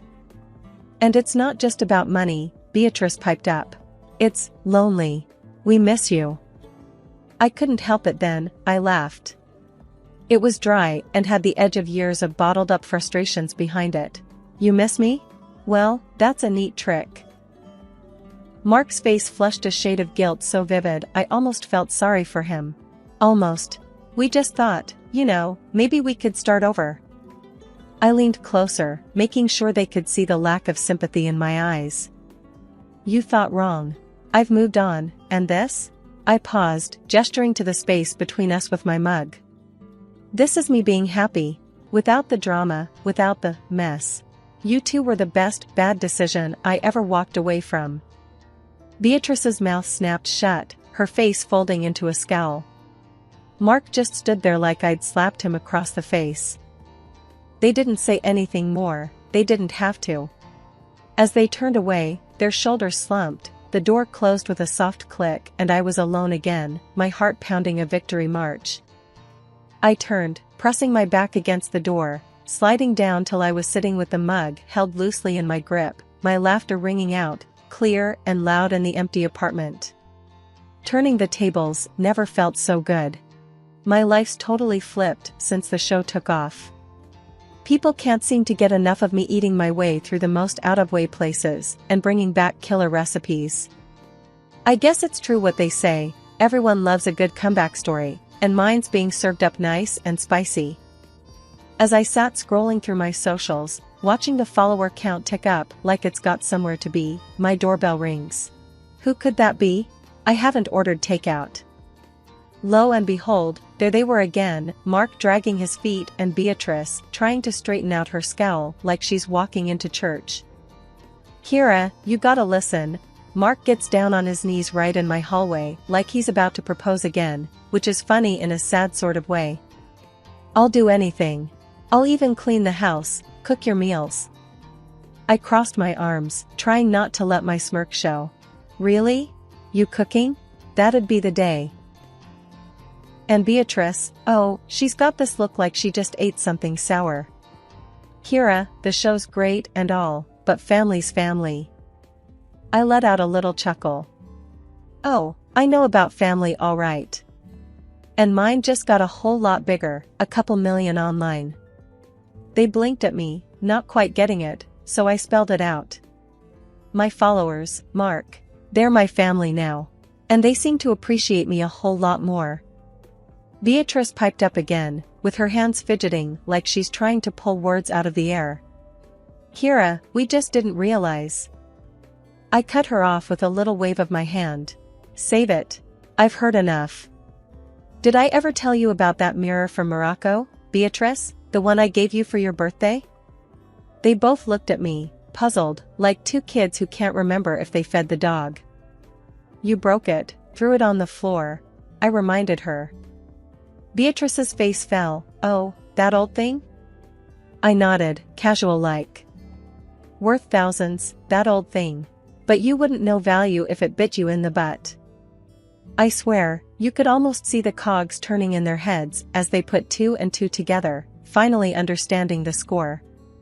Mark found his feet again, stammering, but we didn't know. Kira, please. I raised a hand to stop him. I've always had money, even when you thought I was down and out. And now, my little TV venture's making sure I've got more than I know what to do with. Mark looked like he was about to pass out, and Beatrice, she was muttering under her breath, something about not knowing. I walked to the door, opened it wide, and stood there. Here's how it's going to be. You two will turn around, walk out of my life, and never come back. I don't need your drama, I've got my own show for that. They didn't move, just stood there gobsmacked. So, I made it real simple for them. Out. Now. And don't bother me again. I got recipes to try and places to see, and none of them include you. Shutting the door behind them, I felt the weight of the world lift off my shoulders. I went back to my kitchen, to my little empire of spices and sauces, to the future I was cooking up one dish at a time. I wasn't really mad, just done. Done with their begging, done with their games, done with anything that didn't smell like success. Or my next big meal. It felt good. No, it felt great. I glanced at my phone again, another 100 followers since I last checked. Yeah, I think I'll be alright. No need to look back when the future's this flavorful. My name is Alice. I'm currently parked on this faded sofa, trying to stitch together the mess that my so-called family life turned into. You know, before all this, I was living the typical 9-to-5 grind. I mean, marketing isn't exactly a thrill ride, but it was my thrill ride. Enter Jack. Dear old Jack. We were college sweethearts. That's what they call it, right? We did the whole dance, meeting at some random party, him spilling his drink and charming me with his red-faced apologies. Fast forward, love blooms, and marriage seemed like the right next step. He was some hotshot coding genius, had a nice gig as a software engineer. And things were sweet, smooth even. Then Charlie happened. Our little bundle of sleepless nights and toothless grins. So, I hung up my marketing hat and decided to go all in on this housewife gig. That meant I had more time to start picking up on the nuances of Jack's moods, especially when Linda, the Lord Almighty mother-in-law, rained down her opinions via Skype.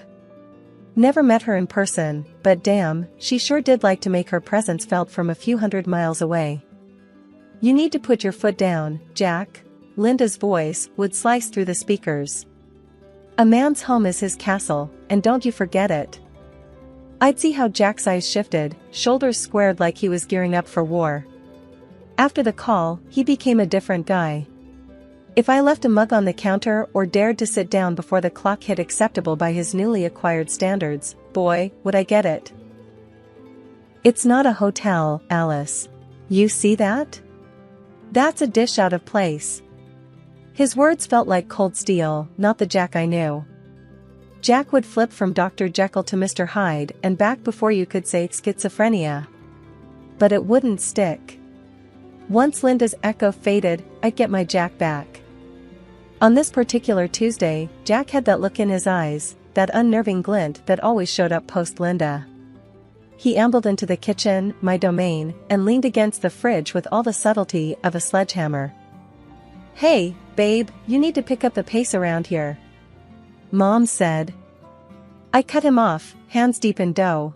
If Linda says jump, we asking how high now? Not funny. She's right. We won't raise Charlie in a mess. I mean, look at this place. I followed his pointing finger around our perfectly tidy kitchen. The nerve of him. I thought about giving Jack a piece of my mind, but my mother always said to pick my battles, and with Jack on a Linda-fueled bender, it didn't feel like a winnable war. Suddenly, the sound of Linda's screechy tone popped from the living room. Another Skype alert. My stomach dropped. Come on, Alice. It's Mom. Watch the attitude. My eyes nearly rolled out of my skull. I wiped my hands and prepared to face the screen, our digital overlord. And there she was, in all her pixelated glory. Alice, dear, I see you're busy, but remember, Jack works hard. Keep that home nice for him, won't you? I gritted my teeth. Of course, Linda. Nothing but the best for your boy. Jack flashed me a warning look, like be nice or else. But as Linda carried on about her expectations, I swear I felt something in me start to crack. Would this ever end? Or was I destined to live under the thumb of a woman who wasn't even in the room? On a Thursday that felt like any other, with Charlie fussing in my arms and the smell of yesterday's dinner still haunting the living room, Jack came out with it. We're spending Christmas with my mom in her house, he said, not even looking up from his phone. I paused, Charlie's pacifier halfway to salvation. Christmas there? With Linda? The words were sour, just hanging in the air. Jack finally glanced up, eyebrow raised. Yep, good for the family and all that. High time they all met Charlie, don't you think? Pulling at the edge of my shirt, already spotted with who knows what, I frowned. But Charlie's so young, and I'm not up for a road trip, especially in December. He shrugged, scrolling through something undoubtedly important. Babe, it'll be fine. A bit of cold won't hurt him. Besides, Mom's already planning the whole thing. Heat flared up in my chest, but I kept my voice steady. Doesn't sound like a question, Jack. Did you even consider my say in this? Come on, Alice. It's not up for debate. This is what families do. They get together for the holidays. I shot him a look that could have burned toast. And usually, they ask, not announce, I snapped. He pocketed the phone and came over, trying to play peacemaker. Hey, I know it's sudden, but think about it. Could smooth things out with Mom. I laughed, but there was no joy in it. Smooth things out? You mean playhouse the Linda way or no way? Jack winced. That's not fair. You know how much she's been bugging me about visiting. I handed him Charlie, who seemed hellbent on testing his lungs. She's not the one who has to pack up an infant and deal with your family's drama. Jack bounced Charlie on his knee, a whisper of a smile on his face. It'll be like an adventure. You love adventures, remember? That's when the mom glare I'd been perfecting hit him full force. Adventures don't involve feeding schedules and diaper bags. But Jack had that determined look that spelled trouble. We're going, Alice. End of discussion. I let out a long sigh, nerves frayed. Fine, but hear this, Jack. We're not going there to be pushed around. I'm serious. He nodded, but there was a trace of something else there. And I won't remember saying yes to this kind of look. And you're gonna help, right? With the packing, the baby, and dealing with your mom?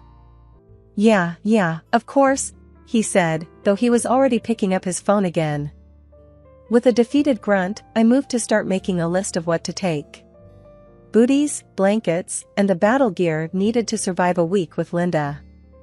The moment we stepped into Linda's house, a looming structure that seemed straight out of a ghost story with its creaky floorboards and chilly drafts, I knew we were in for a ride. A sea of faces turned our way, Jack's aunts and uncles, cousins by the dozen, and the venerable queen herself, Linda, holding court. Her eyes skimmed over me like a scanner, resting on our sleeping Charlie, wrapped snug in his blanket.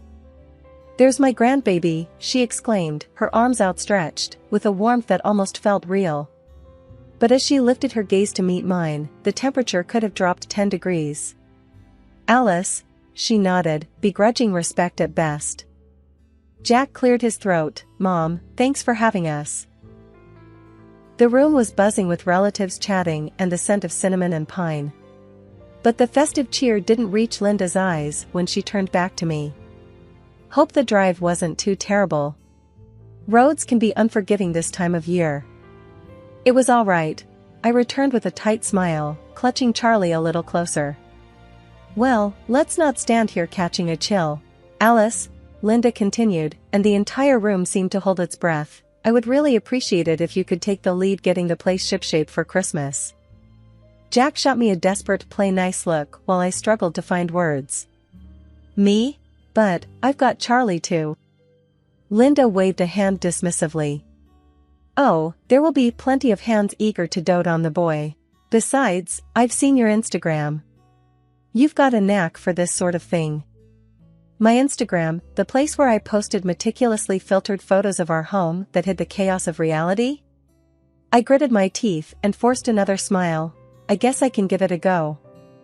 A look of approval crossed Linda's face, one that didn't reach her eyes. So I dug into box after box of holiday decor, feeling more like Cinderella than a welcomed guest. Jack's family was a loud chorus of advice and backseat decorating, all while passing Charlie around like the season's hottest toy, a living, breathing doll for them to coo over. Jack vanished into the belly of the house, with only the odd shout of "How's it going there?" or "Mom says the garland should go higher," to remind me he was still there.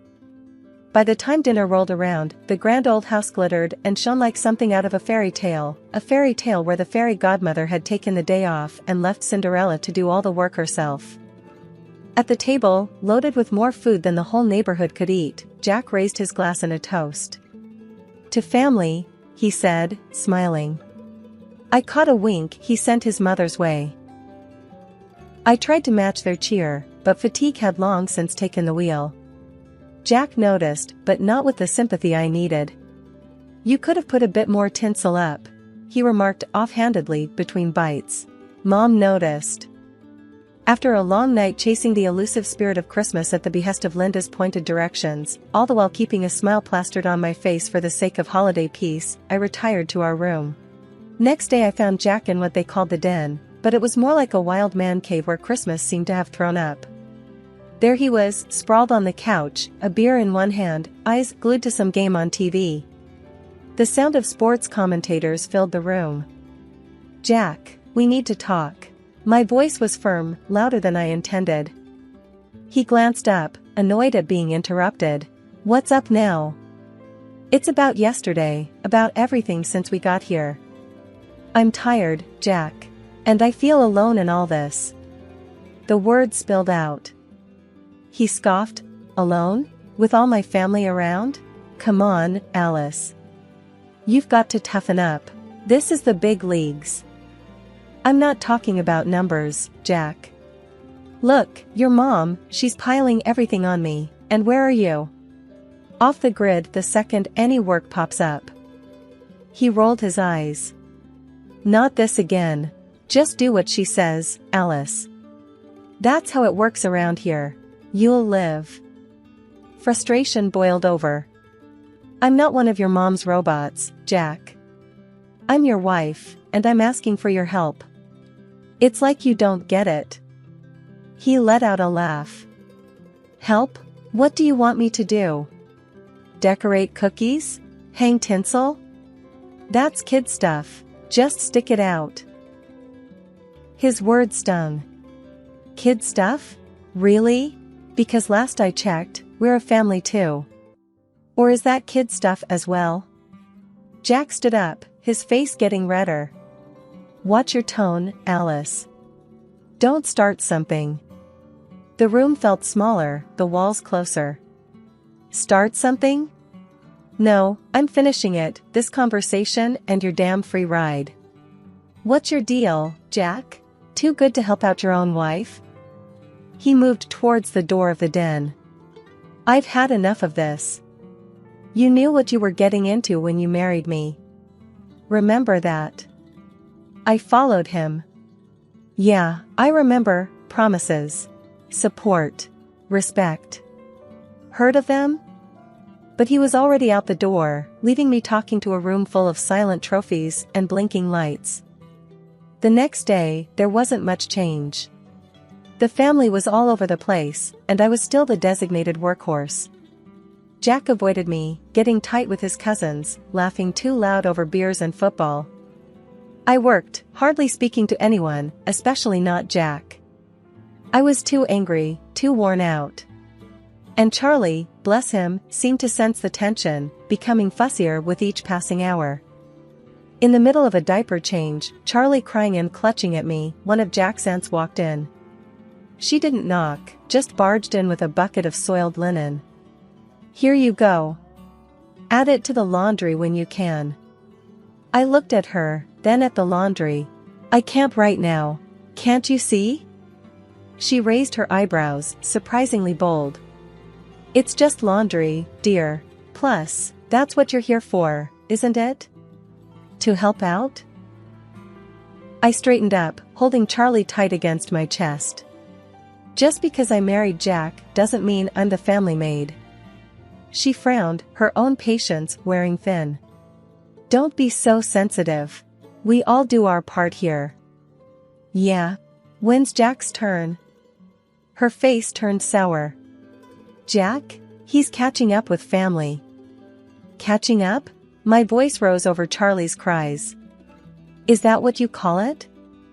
She left without another word, but her message was clear, this was on me. I was on my own. I had to shove my way through the crowded store on Christmas Eve, grabbing whatever was left on the shelves. Didn't matter much what it was, anything could be turned into a Christmas dish with enough butter and salt, or so I figured. My phone was buzzing in my pocket the whole time, probably Jack or Linda wondering where I'd got to. But I was too frazzled to answer. Back at the house, I lugged the grocery bags through the snow, my arms about to fall off. Nobody came out to help, of course. I dumped the bags in the kitchen and rolled up my sleeves. The turkey wasn't going to cook itself. The oven felt like a furnace on my face, the heat mixing with my frustration into a kind of steam.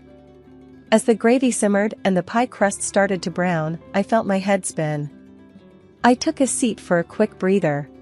Linda stumbled upon me as if I'd planned it, her face twisting into a scowl. "What's this? Just sitting around while there's work to be done?" Before I could gather my wits to answer, Jack appeared behind her, his tone sharp. "Yeah, Alice, what's the deal? We got a timetable here." "I just needed a second," I said, the room tilting a little. "I'm not feeling too." "Oh, save it." Linda cut me off. "This family needs team players, not weaklings. If you can't handle it, maybe you shouldn't be here." Jack didn't say a word in my defense, just stood there nodding like a puppet. Tears burned behind my eyes, but I wouldn't let them see. "I'm not weak," I shot back, pushing up from the chair. "And I don't need this crap, not from you or anyone." Jack's face grew hard. "Watch it, Alice, or you'll be out of here so fast." He let the threat hang between us, heavy as the smell of roasting meat. I bit back a sob, threw on the apron, and turned back to the stove. They left, satisfied that I'd been put in my place. But later that night, after the plates were licked clean and the presents opened, after the laughter and the carols had quieted down, I lay in bed, the silent tears finally falling. They thought I was the weak one, but it was them, all of them. Weak for not helping, weak for not seeing, weak for not caring. Christmas dinner was set up like some kind of fancy spread you'd see in a magazine, except there was one thing off, my seat. It was away from the main table, like I had some sort of disease. I could hear them all, the clinking glasses and the loud laughs from where I was put. I sat there for a moment, staring at the untouched plate.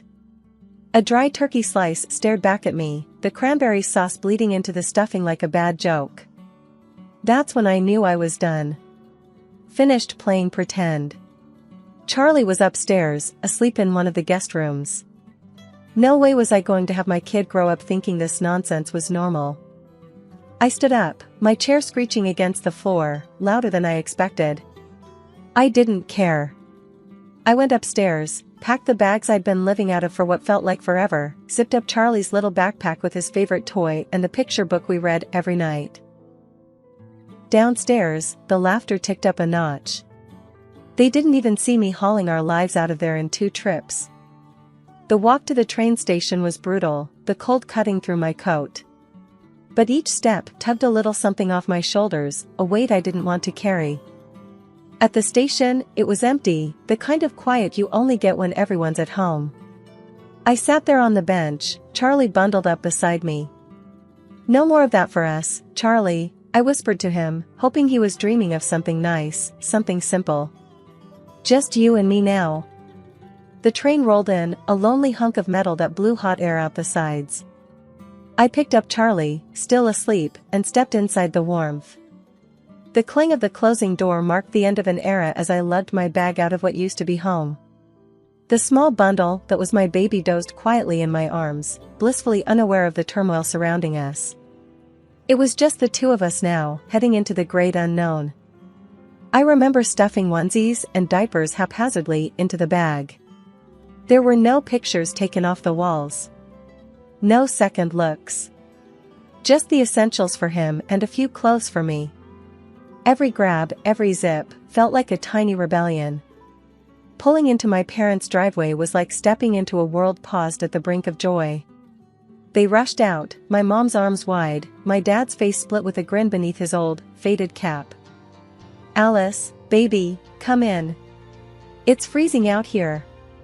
Mom smothered us in one of her bear hugs, the kind that could squeeze the sorrow straight out of your soul, while Dad took care of the bag and the base for the baby carrier. The warmth of the house hit me like a mug of hot cocoa. They had the Christmas tree twinkling, the lights blinking in a slow, sleepy pattern. We settled into the living room, and before I knew it, my mom had a steaming plate of food in front of me and a stocking filled with baby rattles and teething rings. It felt unreal. Laughter filled the air, a stark contrast to the thick silence I'd escaped. The baby stirred in arms, and I kissed him, promising silently that it was going to be different. We were just about to toast, the clink of our glasses ready to sing, when my phone rang, jarring against the melodies of Jingle Bells. I checked the caller ID, Jack. Hello? Alice, where the hell are you? It was Jack, his voice a cocktail of anger and confusion. At my parents'. Where else would I be? I said, not missing a beat. There was a pause, and then, you need to come back. This isn't your home anymore. I snorted, the laughter bubbling up from deep within, genuine and loud. You're joking, right? I'm done with being treated like I'm invisible until you need something. Don't be dramatic. Just get back here. Everyone's asking about you, the dishes are piling up, I cut him off. Look, listen carefully because I'm only going to say this once. I'm filing for divorce. Got it? I'm not your unpaid maid, Jack, never was. I don't know what made you think I was. The other end of the phone was silent. Then, the dial tone buzzed in my ear. He'd hung up. Mom was looking at me, eyes wide. I hung up the phone and met her gaze straight on. I should have done that years ago, I said. You're staying here tonight, Mom said, solid and sure, the way she'd said things when I was a kid and the world was too big and scary. Yeah, I agreed, feeling the truth in her words. Yeah, I am. Charlie's laughter filtered through from the other room. Let's go celebrate Christmas, I said with a trembling smile.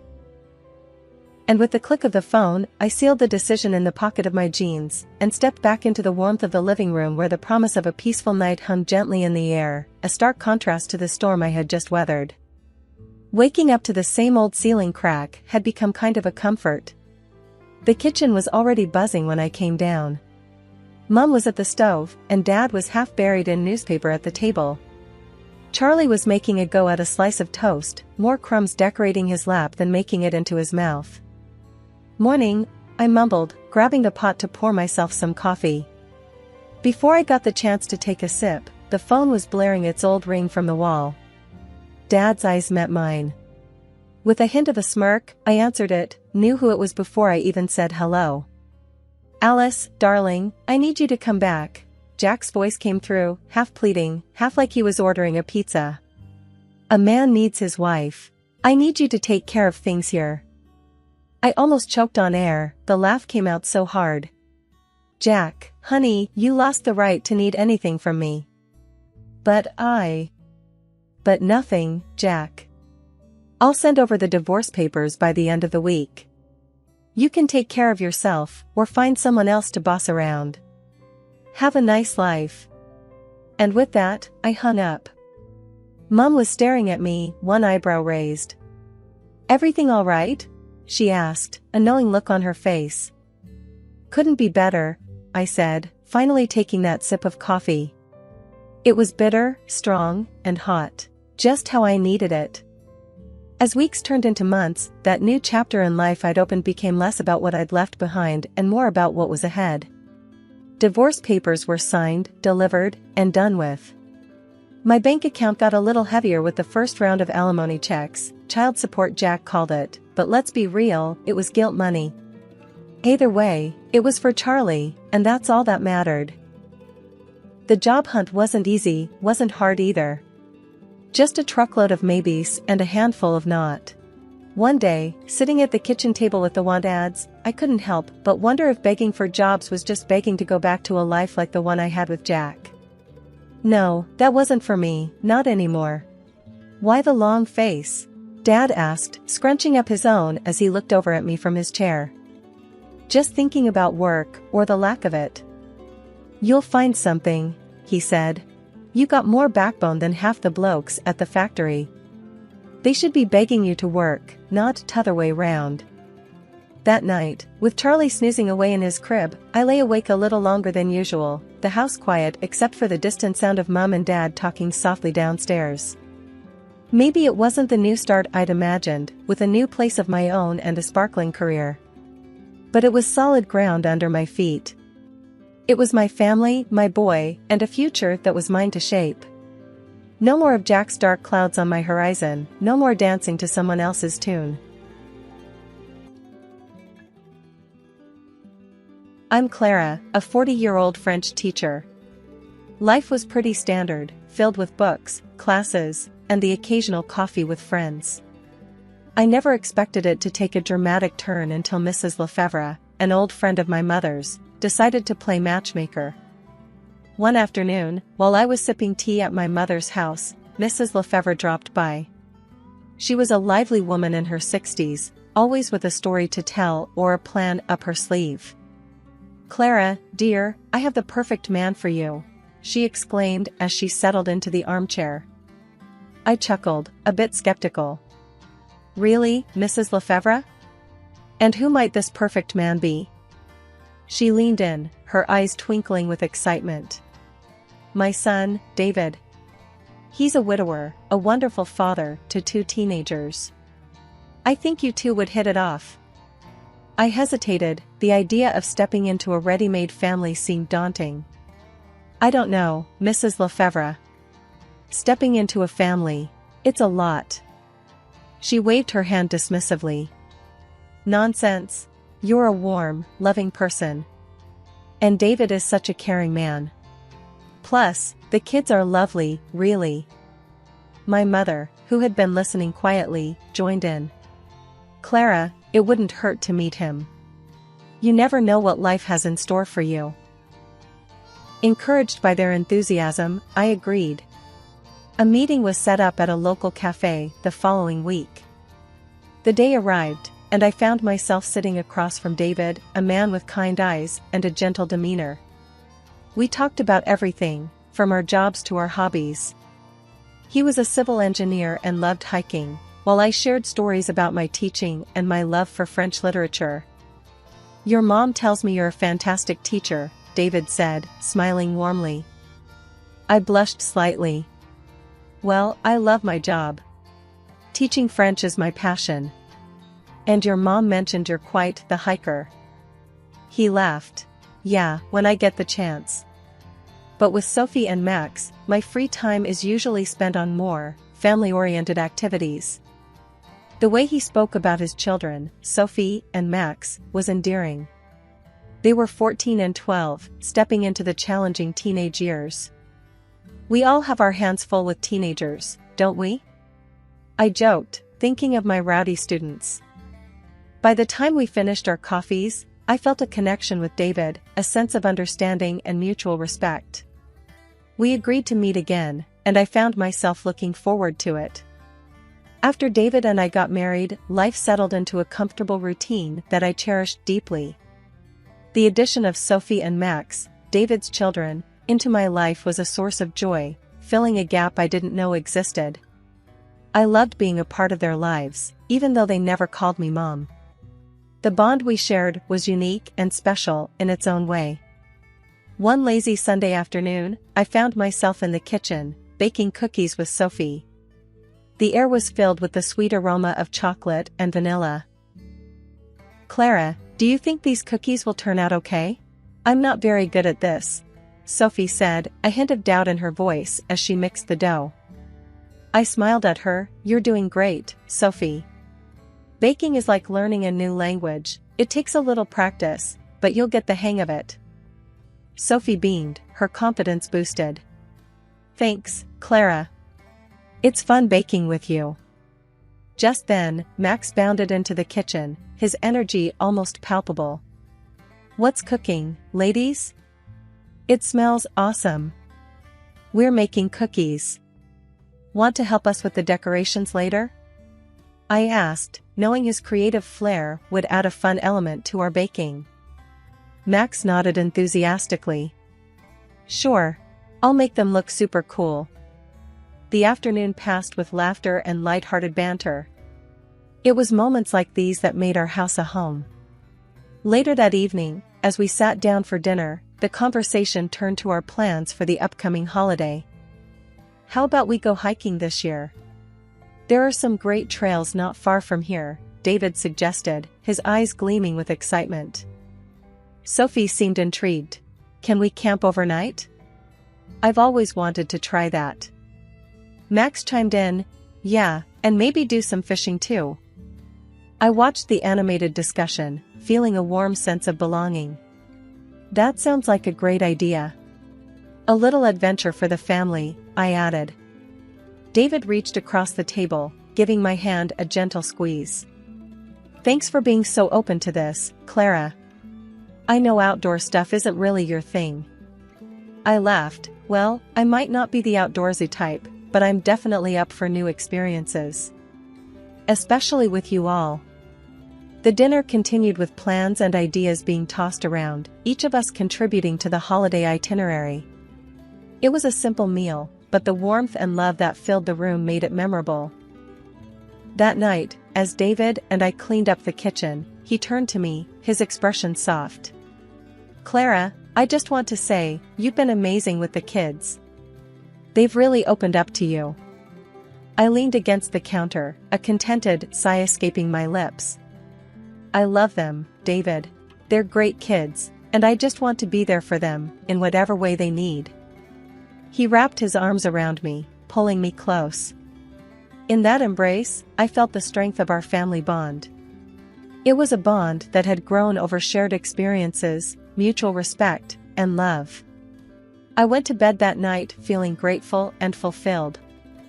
Shortly after our wedding, David's mother, Mrs. Lefevre, suffered a stroke that left her paralyzed. In the blink of an eye, our lives changed drastically. I took on the responsibility of caring for her, balancing this new role with my job as a French teacher and managing household chores. These were challenging times, but I found solace in providing comfort to someone who had welcomed me with open arms into their family. Years passed, and Mrs. Lefevre's health continued to decline. Then, one fateful morning, she passed away. The loss hit me harder than I expected. She had become like a second mother to me. The day after her passing, the house was quiet, an eerie calm that felt unnatural. I was in the kitchen, lost in my thoughts, when David and the kids came in. Their expressions were solemn, but there was a strange undercurrent of anticipation in their voices. Mom's lawyer will be here this afternoon to discuss the will, David said, pouring himself a cup of coffee. Sophie chimed in, her tone surprisingly light. I wonder what Grandma left for us. She always said she had some savings aside. I was taken aback by their conversation. Shouldn't we be focusing on arranging a proper service for her? She was a big part of this family. David shrugged. We'll take care of that, but there's no harm in looking ahead, Clara. Mom would have wanted us to. As the day progressed, their excitement over the inheritance became more apparent. It was as though Mrs. Lefevre's passing was merely a pathway to financial gain. I couldn't help but feel disturbed by this blatant display of greed. That evening, after the lawyer's visit, David and the kids gathered in the living room, eagerly discussing the inheritance. I stood at the doorway, listening to them. So, we're getting a good amount, then? Max asked, his eyes gleaming. David nodded. Yes, enough to make some significant changes around here. Sophie's laughter filled the room. Finally, I can get that new laptop I wanted. I stepped into the room, unable to contain my disappointment. Is this really what's important right now? Your mother just passed away. David looked at me, his expression cold. Clara, you wouldn't understand. This is family stuff. I felt a sting at his words. I cared for your mother for years, David. How can you say I wouldn't understand? He scoffed, turning away. Just because you looked after her doesn't mean you're entitled to anything. You did what any decent person would do.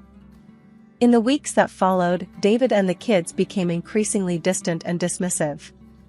Their attitude towards me changed from indifference to outright rudeness. David's remarks became more cutting, and the children, following his lead, treated me with a lack of respect that I had never experienced before. One evening, as I was setting the dinner table, David walked in, his face stern. "Clara, you need to step up your game around here. The house has been a mess lately." I looked around, bewildered. The house was as tidy as it always was. "I've been doing my best, David. I don't understand what's changed." He shrugged, his voice harsh. "Just saying, you could do better. After all, it's not like you're contributing much else around here." I felt a lump form in my throat. The man I had married, the family I had embraced, were now treating me like an outsider, an unwelcome burden. The shift in my family's demeanor after Mrs. Lefebvre's passing wasn't gradual, but a sudden plunge into a cold, unfeeling world. David and the children's behavior towards me transformed overnight, from distant to openly hostile. Every day brought a new barrage of insults and nagging, and I was treated less like a family member and more like an unwelcome servant. One particularly harsh evening, as I was setting the table for dinner, David entered the kitchen, his face twisted in a sneer. "Clara, why is dinner not ready yet? You really can't do anything right, can you?" Stunned by his harsh tone, I replied, trying to keep my composure, "I'm doing the best I can, David. Dinner will be ready in a few minutes." He scoffed, looking around with disdain. "You know, I only tolerated you because you were useful, taking care of my mother and the kids. But now? You're just a burden." His words cut through me like a knife. I stood there, the plates in my hand feeling heavier than ever. Sophie walked in, her voice dripping with contempt. "Yeah, Clara, you should be grateful we even let you stay here. You're just a scary, old, and useless woman." Max, not to be outdone by his sister, chimed in mockingly, "Yeah, who would want you around? You're like a ghost haunting this house." Every word was a blow to my spirit. I had dedicated years of my life to this family, caring for them as my own, only to be reduced to this pitiful state. I served dinner in silence, their cruel laughter and jibes echoing around me. That night, as I lay in my bed, the day's events replayed in my mind. David's cruel declaration that I was nothing more than a now useless caretaker, Sophie's and Max's hurtful comments, it all hammered home the painful reality that the family I had loved and cared for saw me as nothing more than an expendable servant. The following days were no better. Every task I did was met with criticism and disdain. I was constantly reminded of my place in the household, a place that seemed to have no respect or kindness. One afternoon, as I was cleaning the living room, David walked in with a look of annoyance. "Clara, have you seen my blue tie? I can't seem to find it anywhere." "I washed and hung it in your closet yesterday, David," I responded, trying to keep my voice steady. "Well, it's not there now. Can't you do anything right? You're just taking up space in this house," he snapped, storming off. I finished my cleaning, each sweep of the broom feeling heavier with the burden of his words. The home I once cherished now felt like a prison, filled with contempt and scorn. Living in a constant state of belittlement and disrespect had taken its toll on me. Each day in David's house was a battle against his and the children's growing cruelty.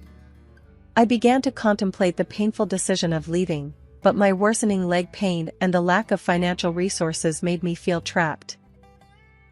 One chilly morning, as I limped around the kitchen, preparing breakfast, David stormed in, his face twisted in annoyance. "Clara, why is everything taking so long? You're moving like a snail." I tried to hide my pain. "My legs aren't what they used to be, David. I'm moving as fast as I can." He rolled his eyes. "Excuses, always excuses. You're just a burden, you know that?" The words stung, but I remained silent, focusing on setting the breakfast table. Sophie and Max entered the kitchen, their expressions mirroring their father's impatience. "Ugh, why do we always have to wait for Clara? She's useless," Sophie muttered, sitting down with a huff. Max didn't bother to hide his disdain. Yeah, if she can't even make breakfast properly, what good is she? I served them breakfast, each word from them like a dagger to my heart. As they ate, I sat down at the far end of the table, my appetite gone. After breakfast, I retreated to my room, the pain in my legs growing with each step. The lack of empathy and the constant insults from David and the kids were unbearable. I sat on the edge of my bed, the reality of my situation sinking in. I needed to leave, but I was scared and unsure of how to proceed. Later that day, I mustered the courage to speak to David. I found him in the living room, reading a newspaper. "David, can we talk?" I asked, my voice barely above a whisper. He glanced up, his expression one of irritation. "What is it now, Clara?" "I've been thinking, maybe it's best if I leave. I don't feel welcome here anymore," I said, my voice shaking. David looked at me, a smirk forming on his lips. "Leave? And go where? You have no money, no place to go. Your mother died without leaving you anything to inherit. You're stuck here, Clara, whether you like it or not." His words were a harsh reminder of my dire situation. I felt a sense of despair wash over me.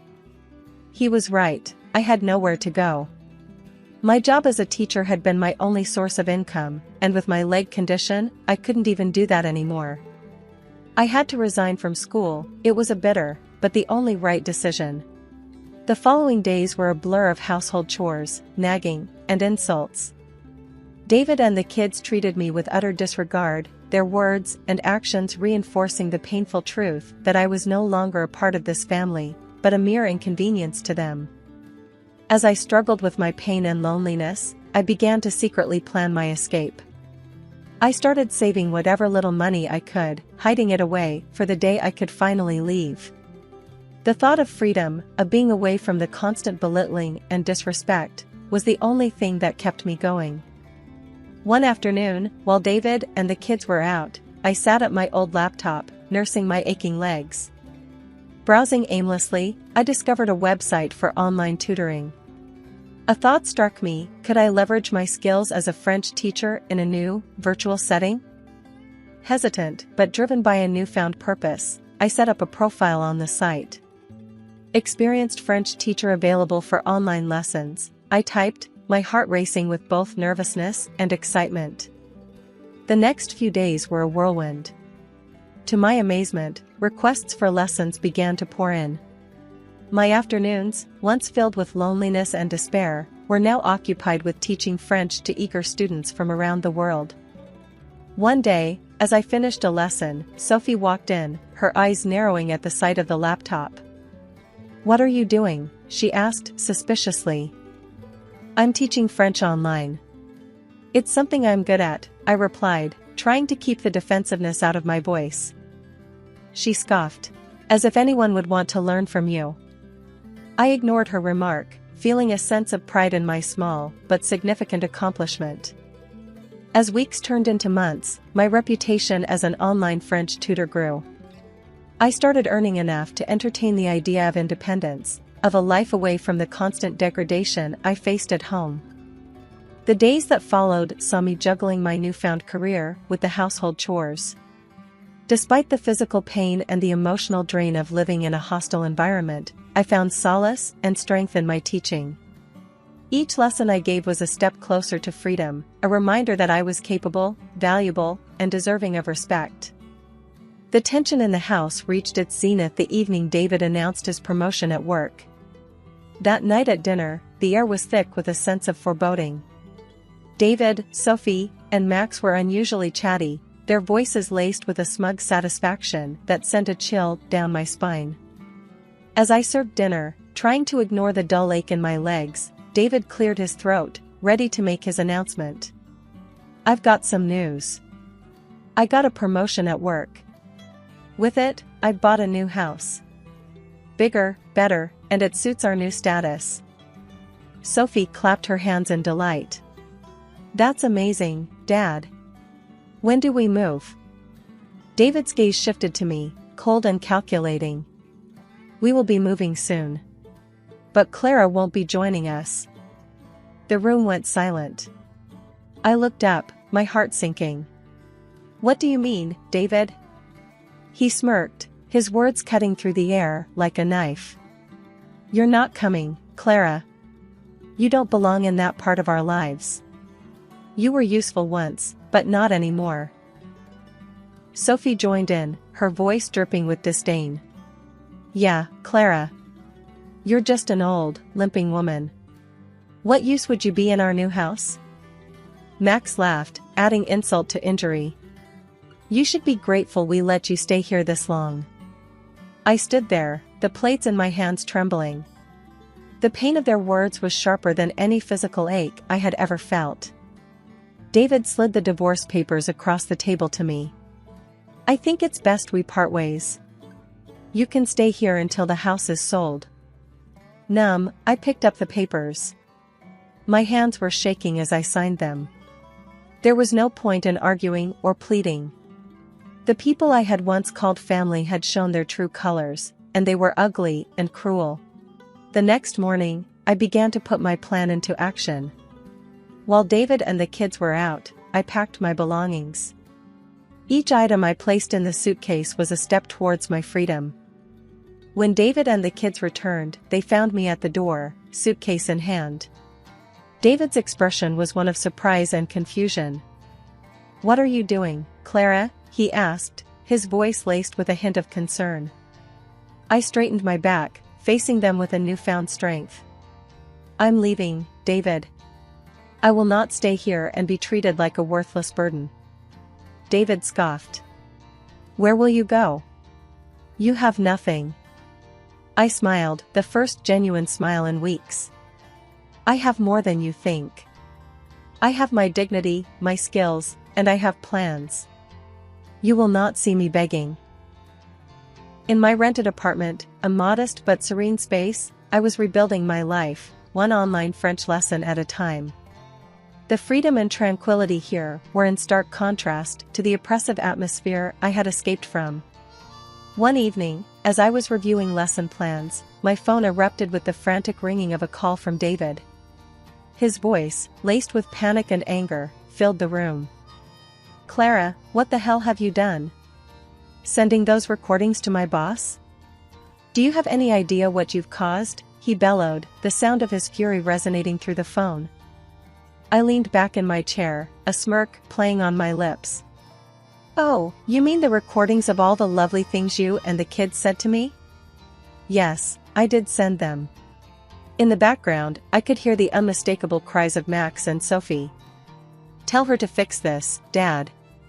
She's ruined everything." David's voice cracked with desperation. "Clara, please. Because of those recordings, I'd been demoted. I can't afford the mortgage on the new house. You have to help us." The sounds of their pleading were music to my ears. "Help you? After the way you all treated me? You made your bed, David. Now lie in it." His voice rose to a near scream. "You can't do this to us. We're your family." I laughed, a deep, hearty sound that felt liberating. "Family? No, family doesn't treat each other the way you treated me. You and your kids were nothing but cruel and abusive. This is your karma, David." Sophie's voice cut through, shrill and pleading. "Clara, please. We didn't mean any of it. We'll change, I swear." Max joined in, his voice laced with fear. "Yeah, Clara, please. We're sorry. We need you." I stood up, pacing the room as I replied, "Sorry?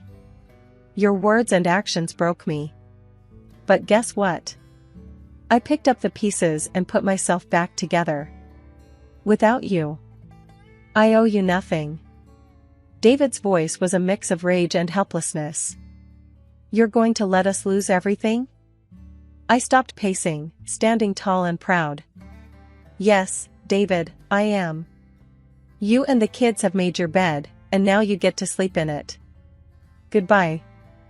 I hung up the phone, a sense of satisfaction washing over me. I had stood up to them, not with malice, but with the strength they never thought I had. Over the following weeks, I heard from mutual friends that David and the kids were struggling. They couldn't pay the mortgage, and the bank had taken over the house. They were forced to move into a small rented apartment, and both Sophie and Max had to take up jobs to help make ends meet. As for me, my online tutoring was flourishing. I was saving money, not just for my day-to-day needs, but for a house of my own. A place where I could live in peace, away from the shadows of my past. My name's Sarah, a 29-year-old accountant with a knack for numbers and a love for a well-balanced budget. I'm married to Alex, a man whose sense of humor is as strong as his love for me. We live in a small, well-appointed apartment I inherited and spruced up over the years. It's our little haven, filled with the laughter and love of a young, happy couple. One lazy Sunday, as I was reconciling some accounts, Alex lounged on the sofa, chuckling at something on his phone. "Hey, money wizard, any chance you can conjure up a feast for lunch?" he joked, looking up at me with a grin. Rolling my eyes, I replied, "With your spending habits? I'd need real magic for that."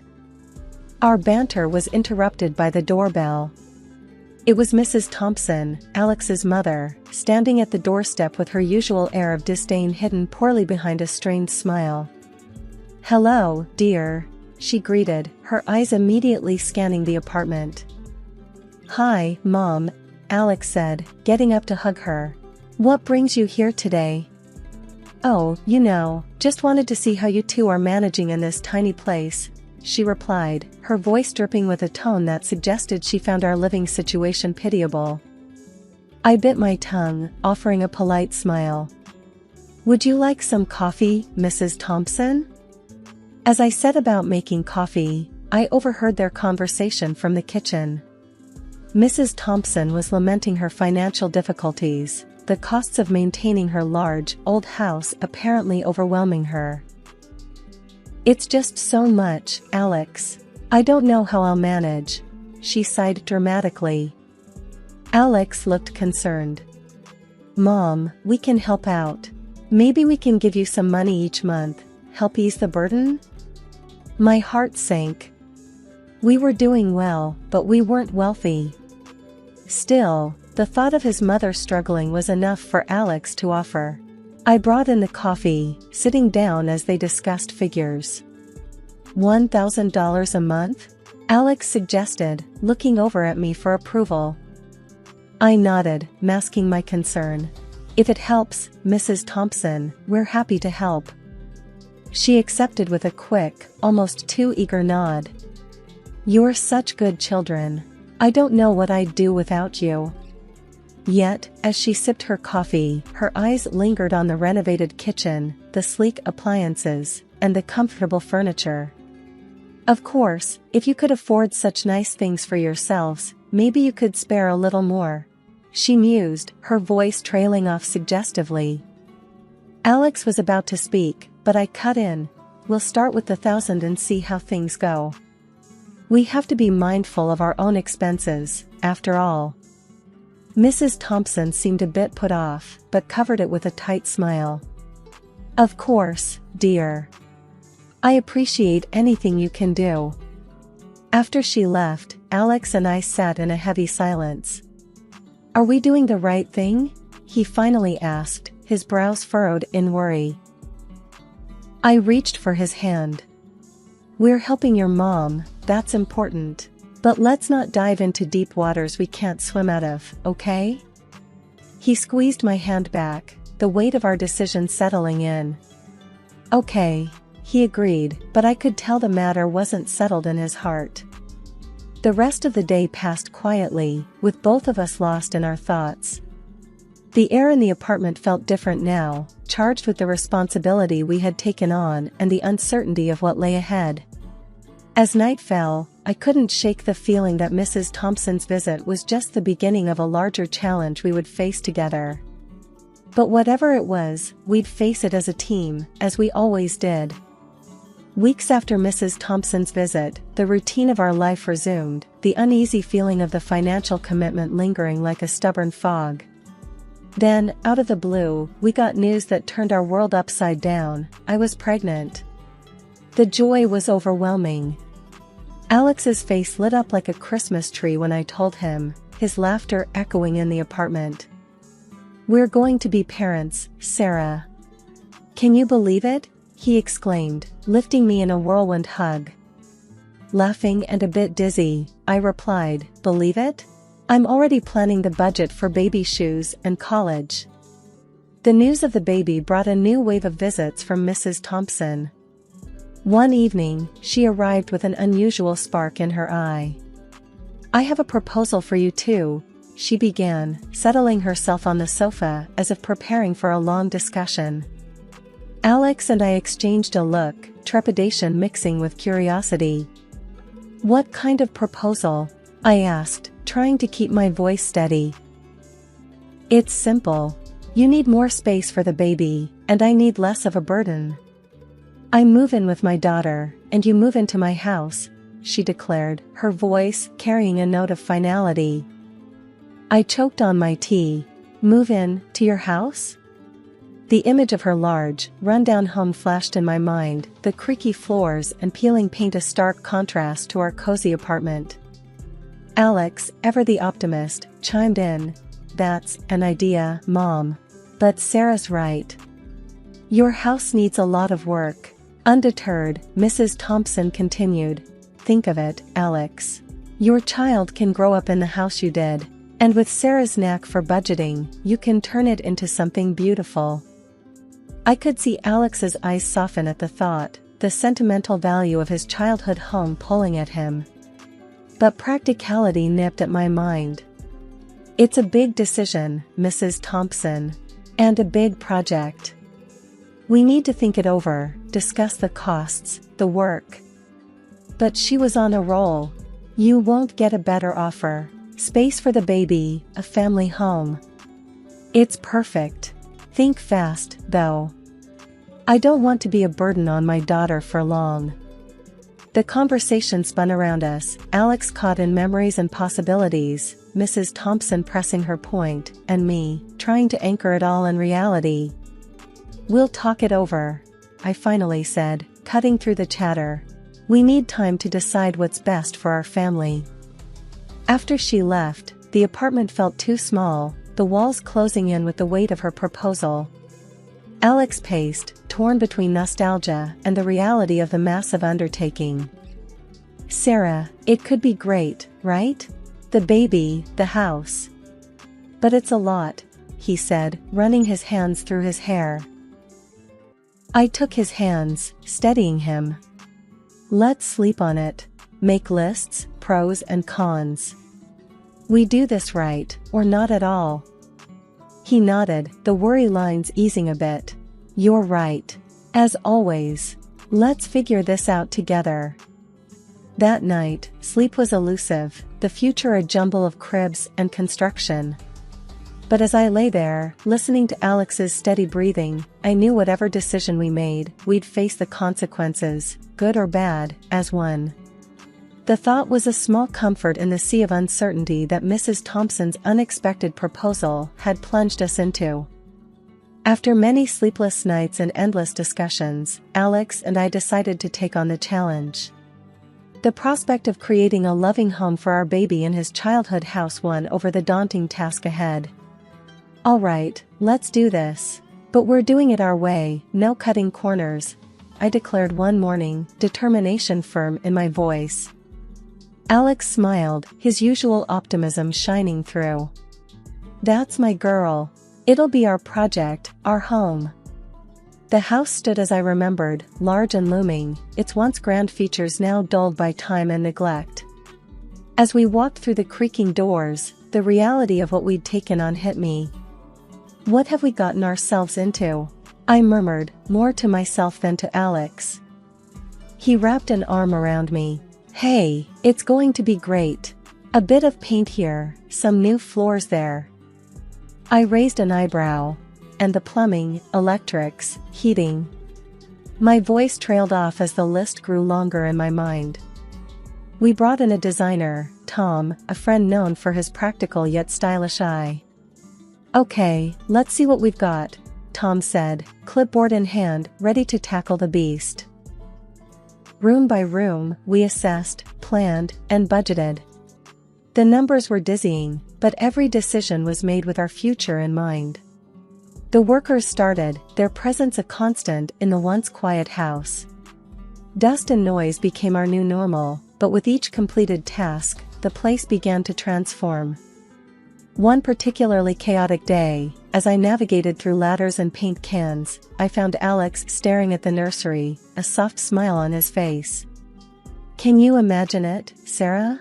Our little one right here?" I joined him, envisioning the room not as it was, but as it would be. "It'll be beautiful, Alex. The perfect place for baby naps and bedtime stories." The days turned into weeks, and slowly the house began to resemble a home. The sagging ceilings were now sturdy and smooth, the walls fresh with paint. The old, grimy windows replaced with clear glass that let the light flood in. Each evening, we reviewed the progress, our excitement growing with every box ticked off the list. But it wasn't all smooth sailing. Delays and unexpected repairs tested our patience and budget. "Another issue? What now?" I'd ask, frustration mounting as Tom relayed the latest hiccup. "Plumbing's older than we thought. Needs more work, but we'll get it done," Tom would assure, his calm demeanor a stark contrast to my frazzled nerves. Despite the setbacks, we pushed forward, driven by the vision of our family in this home. And as the final touches were put in place, the house, once a daunting project, stood proud and welcoming, a testament to our hard work and love. Exhausted but elated, we stepped back, taking in the sight. "We did it, Sarah. We actually did it," Alex said, his voice thick with emotion. I leaned into him, the house behind us no longer just a building, but a symbol of our new beginning. "We sure did, love.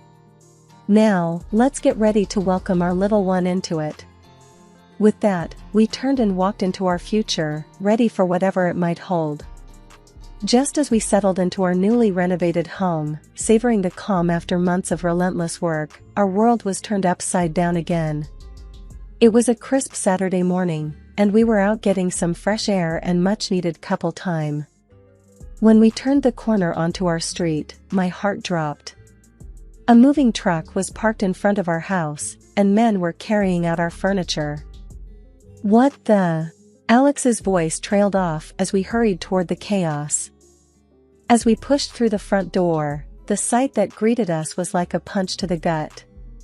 Mrs. Thompson and her daughter, Carol, were there, directing the movers with an air of authority that left no room for questions. "What in the world is going on here?" I demanded, my voice shaking with a mix of anger and disbelief. Mrs. Thompson turned to us, a smirk playing on her lips. "Oh, Sarah, Alex, good, you're here. I've decided it's time I move back into my house." "Your house? We just spent months turning this place around, not to mention the money we poured into it." Alex's voice rose, his usual calm demeanor gone. Carol chimed in, her tone just as cold as her mother's. "Well, it's a family house, and we're family. It's only right we live here. Plus, think of how nice it'll be for my kids in that lovely nursery you fixed up." I felt like I was in a bad dream, the room spinning around me. "But you told us to move in here. You pushed for this. We have a baby on the way, for goodness sake." Mrs. Thompson shrugged, her gaze void of any sympathy. "Things change, dear. I needed a break, and you provided it. But now, it's time for you to go back to your little apartment." The reality of her words hit me like a tidal wave. All our work, all our dreams for this house, were being ripped away without a second thought. I glanced at Alex, his face a mask of shock and hurt. "Mom, you can't do this. We have rights. We'll fight this," he stammered, the fight in his voice not matching the defeat in his eyes. Mrs. Thompson laughed, a sound that chilled me to the bone. "Good luck with that. Now, if you'll excuse us, we have a house to settle into." We were ushered out like strangers, our belongings piled haphazardly on the lawn. The movers didn't meet our eyes, their actions mechanical and detached. As we sat amidst boxes and bags, the life we had built within those walls now locked away from us, Alex put his arm around me. "I'm so sorry, Sarah. I just never imagined." I leaned into him, the tears I'd been holding back finally breaking free. "It's not your fault, Alex. We were conned, plain and simple." The following days were a blur of anger, disbelief, and an unyielding sense of betrayal. We were back in our apartment, surrounded by boxes that were meant for a different life. Alex was quiet, his usual light extinguished by the shock. I was fuming, pacing the small space like a caged animal. "We need to do something, Alex. We can't let them get away with this," I exclaimed, my voice sharp with frustration. Alex, looking up from the sea of papers he had been sifting through, met my gaze. "I know, Sarah. And I think I have something that might help." My heart skipped a beat. "What is it?" He held up his phone, a determined glint in his eye. "Remember the day she proposed the switch?" I had recorded the conversation, just a gut feeling. "It's all here, her admitting it was her house, but encouraging us to move in, to invest." I felt a surge of hope, mixed with a bitter satisfaction. That could be our leverage. We contacted a lawyer, a no-nonsense woman named Janet who had a reputation for being a bulldog in court. She listened intently as we relayed our story, the recording playing a pivotal role. "This is good," Janet nodded after hearing the recording. "It's not a straightforward case, but it's a start. We'll need more, though. Receipts, contracts, any communication about the renovations." We spent the next few days gathering every piece of evidence we could find. Every receipt felt like a tiny weapon in our fight to reclaim not just the house, but our dignity and future. The day we presented our case to Janet, her office was stark and uninviting, but her focus was unwavering. "This is solid," she said, sifting through the papers. "We'll file for deception and undue influence.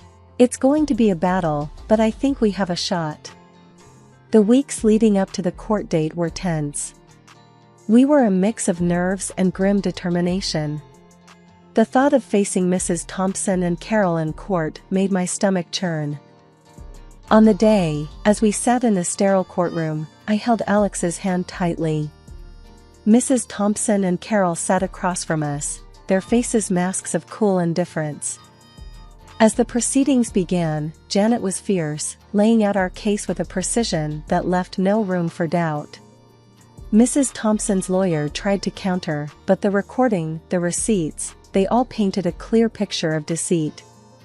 When it was Mrs. Thompson's turn to speak, her voice was shaky, a stark contrast to the confident, almost smug tone she had used when kicking us out. I didn't mean for it to go this far. I just needed some help, and I thought." "Thank you, no further questions," Janet cut her off, turning back to the judge with a nod. The rest of the trial was a blur of legal jargon and closing arguments. As we waited for the judge to deliver his verdict, I felt Alex's hand grip mine, his palm sweaty. The judge finally looked up, his gaze sweeping over the courtroom. "After reviewing the evidence and testimonies, I find in favor of the plaintiffs. It is clear that there was a calculated effort to mislead and benefit from their investments." Relief flooded through me, tears pricking at the corners of my eyes. Alex let out a long breath, his body sagging slightly. As we walked out of the courtroom, the world seemed a little brighter, a little more hopeful. "We did it," I whispered, my voice thick with emotion. Alex pulled me into a hug, right there on the courthouse steps. "We did," he agreed, his voice steady and sure. "And now, we move forward." The battle was over, but the war had left its scars. As we started the journey back to our apartment, the future was uncertain, but one thing was clear: we were stronger together, and no matter what came next, we would face it as a team. After the legal victory, the weight of the past months began to lift, but the task of truly moving on was still ahead of us. The first order of business was to clear out the house, our house, as the court had affirmed, at least in terms of the investment we'd made. Alex and I returned, not as residents, but as reclaimers of our peace and investment. We methodically removed every piece of furniture, every appliance, and even the fancy new plumbing fixtures we'd installed. Each item carried out was a chapter of our ordeal, closed and packed away. "I can't believe we're stripping the house bare," Alex said, his voice echoing in the now hollow space. "It's only what we put into it," I reminded him, my voice firm with a resolve that hadn't been there before. As we worked, Mrs. Thompson arrived, her eyes wide as she saw the shell of what had once been her home. She began to sob, her body shaking with each heave. "Please, I didn't mean for any of this. I'm so sorry. Can't we just forget all this happened?" she pleaded, her voice desperate. Alex and I exchanged a look, the shared pain and betrayal still fresh between us. "We're beyond sorry now," Alex said.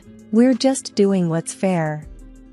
With the house emptied of our contributions, we also cut the financial cord that had bound us to Mrs. Thompson. The monthly checks we had been sending were no more. It was a hard decision, but necessary for us to truly start anew. The final blow to Mrs. Thompson's crumbling world came when she had to face the financial consequences of her actions. In order to reimburse us for the extensive and costly renovations, she was forced to sell the house. The place that had been a symbol of her deceit now had to be let go, the proceeds going towards paying us back. The news of the sale came to us not with joy, but with a quiet acknowledgement of the closure it brought. We had no desire to revel in her downfall, we simply wanted to move forward. In the end, Mrs. Thompson stood in the doorway of what was once her home, now belonging to another family, her eyes red from tears. "I'm so sorry," she whispered again, her voice lost in the shuffle of movers and the bustle of new occupants. We left her there, her apologies a faint echo in our determined stride away. Our path led back to our apartment, to the life we had been building before everything went awry. We walked hand in hand, not looking back. The apartment welcomed us with open arms, its walls ready to be filled with new memories and laughter. And as we settled back into the rhythm of our life, the nursery awaiting its occupant, we knew that we had come out of this stronger. We had fought for our future, for our family, and no matter what else lay ahead, we would face it together. Life has a funny way of smoothing out the edges after a storm. Our apartment, once a temporary shelter, had transformed back into a loving home. With the past finally behind us, Alex and I focused on the future, especially with our baby's arrival just around the corner. One evening, as I was arranging some baby clothes, Alex came up behind me and wrapped his arms around my waist. "You know, I can't wait to meet our little one. It's like the start of something amazing, isn't it?" he said, his voice warm and excited. I leaned back into his embrace, feeling the gentle kick from our unborn child. "It really is. After everything, this feels like we've been given a fresh start, a new chapter." We spent our evenings planning and dreaming, talking about the kind of parents we wanted to be, the things we wanted to teach our child. The nursery, once a source of contention, was now a haven of hope and anticipation, filled with soft colors and the gentle lullabies that floated from a music box. The day our daughter was born, the world seemed to stand still. She was perfect, a tiny bundle of joy that instantly became the center of our universe. Holding her for the first time, I felt a surge of love so powerful it nearly overwhelmed me. As we sat there, in the quiet of the nursery, the world outside continuing on, I realized that this was what true happiness felt like. It wasn't about the absence of conflict or the avoidance of challenges. It was about facing them head-on, together, and coming out the other side stronger and more united. Hey there, I'm Kylie, and here's my story. I'm 28, love fitness, and I teach at a local gym. That's where I met Jack, a regular who soon became much more. We clicked instantly. Before I knew it, we were planning a wedding. Jack's got a younger brother, Mike. Cool guy, really. We hit it off as friends from the get-go. Now, Jack's mom, Linda? That's a whole other story. She's had it out for me since day one. Thinks I'm just some gym rat leading her sons astray. One day, Jack, Mike, and I were at the gym. Jack was lifting weights, Mike was on the treadmill, and I was coaching a class. Linda walked in, unexpected. Hey, Linda. I greeted her, trying to be friendly.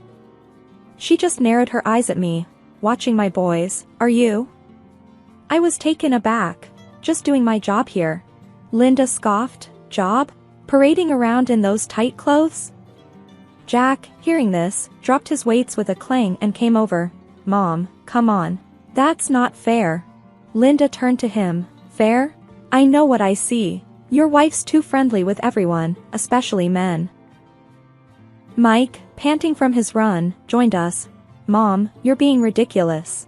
Linda shot him a look. Don't you start. I know what's going on here. I tried to calm the situation. Linda, I'm just working. There's nothing going on. But Linda was on a roll. I've seen your Instagram, Kylie. All those likes and comments from men. What's that about? Jack intervened. Mom, those are just her clients and friends. Linda wasn't having it. Friends? Or something more? You need to open your eyes, Jack. I could feel the tension rising. This wasn't new. Linda had always been suspicious of me, but this was the first time she'd confronted me so openly. Look, Linda, I said, trying to keep my voice steady, I love Jack. Nothing's going on. Linda just huffed. We'll see about that. She stormed out, leaving the three of us in an awkward silence. Jack put his arm around me. Sorry about her, Kylie. She's just protective. Mike chimed in. Yeah, protective like a bulldog. I tried to laugh it off, but deep down, Linda's words stung. I knew this was just the beginning of something bigger, something messier. But there I was, caught in the middle of a family I was trying so hard to be a part of. That night, as Jack and I lay in bed, he turned to me. You know I trust you, right? I nodded. I know. But your mom. Jack sighed. Yeah, my mom. She's always been tough, but we'll get through this. Together. I wanted to believe him. I really did. But Linda's accusations lingered in my mind, a dark cloud over our marriage that I couldn't shake off. And that was just the beginning. It wasn't long after Linda's gym outburst that things took a turn for the worse. We were all at Jack's place for a family dinner, me, Jack, Mike, and, of course, Linda. The air was already heavy with unspoken tension. Mike was the first to break the silence. So, Kylie, how's the gym life treating you? I smiled, trying to keep things light. Same old, really. Busy as ever. Linda, who had been quietly seething, saw her chance. Busy flirting with your male clients, you mean? Her voice was like ice. Jack, sitting next to me, stiffened. Mom, not now, please. But Linda was relentless. Oh, I'll say what I need to. I saw those comments on your Instagram, Kylie. Men drooling over you like you're some kind of prize. I could feel my face flushing with anger and embarrassment. Linda, those are just clients and gym friends. Nothing inappropriate. She snorted. Friends? Is that what they call it these days? Mike jumped in, trying to defend me. Mom, you're way off base here. Linda turned her glare to him. And you? Always defending her. What's going on between you two? Always together, always whispering. The accusation hung in the air, heavy and poisonous. Jack's face was a mix of confusion and anger. Mom, what the hell are you talking about? Linda leaned forward, eyes locked on mine. I'm talking about betrayal, Jack. Your wife and your brother, sneaking around. I was speechless. This was insane. Linda, that's a disgusting thing to say. Mike's like a brother to me. Mike was red-faced. Mom, you're way out of line. Kylie's my sister-in-law. That's it. Jack's voice was low and dangerous. Mom, you need to stop. This is crazy. But Linda wouldn't let up. Open your eyes, Jack. I'm just trying to protect you from her. The rest of the meal passed in uncomfortable silence. After dinner, Jack confronted me in our bedroom, his voice shaking with barely contained fury. Kylie, is there any truth to what my mom is saying? About you and Mike? I felt like I'd been slapped. Jack, are you serious? Your mom's accusations are insane. You know me. You know Mike. How could you even think? Jack paced the room, running his hands through his hair. I don't know what to think anymore, Kylie. My mom's got me questioning everything. I was on the verge of tears. So, you're taking her side? You believe her over me? Jack stopped, looking lost. I don't know what I believe. I need some time to think. And with that, he left the room, leaving me alone, hurt, and confused. Linda's words had wormed their way into our marriage, casting a dark shadow over everything. I knew then that things between Jack and me were never going to be the same again. A few months after that disastrous dinner, I found out I was pregnant. You'd think this would be happy news, but with everything going on, it just added fuel to the fire. I remember telling Jack. We were in our kitchen, a place where we'd shared so many laughs before all this mess. Jack, I'm pregnant, I said, my voice trembling. He looked up, his expression a mix of shock and something else I couldn't quite place. Pregnant? Wow, are you sure? His reaction stung. Yes, I'm sure, Jack. We're going to have a baby. He came over and hugged me, but it felt forced. That's great, Kylie. Really great. But the doubt was there, lingering in his eyes. And it wasn't long before Linda got wind of the news. We were at her place, the usual Sunday visit that had become more tense than ever. As soon as we walked in, Linda was on us like a hawk. So, I hear you're pregnant, Kylie, she said, her voice dripping with unspoken accusations. Yeah, we're expecting, Jack replied, trying to sound upbeat. Linda raised an eyebrow. Expecting, huh? And you're sure it's yours, Jack? Jack's jaw clenched. Mom, don't start this again. But Linda wasn't deterred. I'm just saying what everyone's thinking, Jack. Your wife's been very friendly with a lot of men. I couldn't believe what I was hearing. Linda, are you seriously suggesting that I cheated on Jack? That this baby isn't his? She shrugged. I'm just concerned for my son. You can't blame a mother for that. Mike, who'd been quiet till then, spoke up. Mom, this is crazy. You need to stop. Linda shot him a look. You stay out of this, Mike. This is between Jack, Kylie, and me. The rest of the visit was unbearable. Linda kept dropping hints and making snide comments. It was like she was trying to turn Jack against me. When we got home, Jack was distant. He sat on the couch, staring at nothing. Jack, talk to me, please, I pleaded, sitting next to him. He looked at me, his eyes filled with confusion and hurt. Kylie, my mom's words, they're getting to me. I don't want to believe her, but... But what, Jack?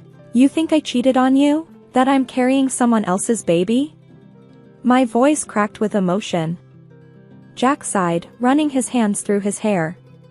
I don't know what to think, Kylie. This is all just too much. I felt a tear roll down my cheek. This was supposed to be one of the happiest times in our lives, and instead, it was being poisoned by Linda's venom. That night, we went to bed in silence. The gap between us was growing, and I didn't know how to bridge it. All I knew was that I was carrying our child, and somehow, I had to find a way to protect our little family from falling apart. The day our son Lucas was born should have been the happiest day of our lives. But thanks to all the drama, it felt like walking on eggshells. We were in the hospital room, me exhausted and Jack looking like he didn't know whether to smile or frown. When the nurse handed Lucas to me, his tiny little face was just angelic, blonde hair and bright blue eyes. "He's beautiful, Kylie," Jack whispered, but I could see the wheels turning in his head. "Yeah, he is," I managed to say, trying to ignore the growing knot in my stomach. Later, when Linda and Mike came to visit, that's when things really hit the fan. Linda took one look at Lucas and her face said it all. "Well, isn't he a surprise? Blonde and blue-eyed?" Jack stiffened beside me. "Mom, what are you trying to say?" She just shrugged. "Nothing, just an observation." Mike, holding Lucas, gave me a sympathetic look. "He's perfect, Kylie." But Linda wouldn't let it go.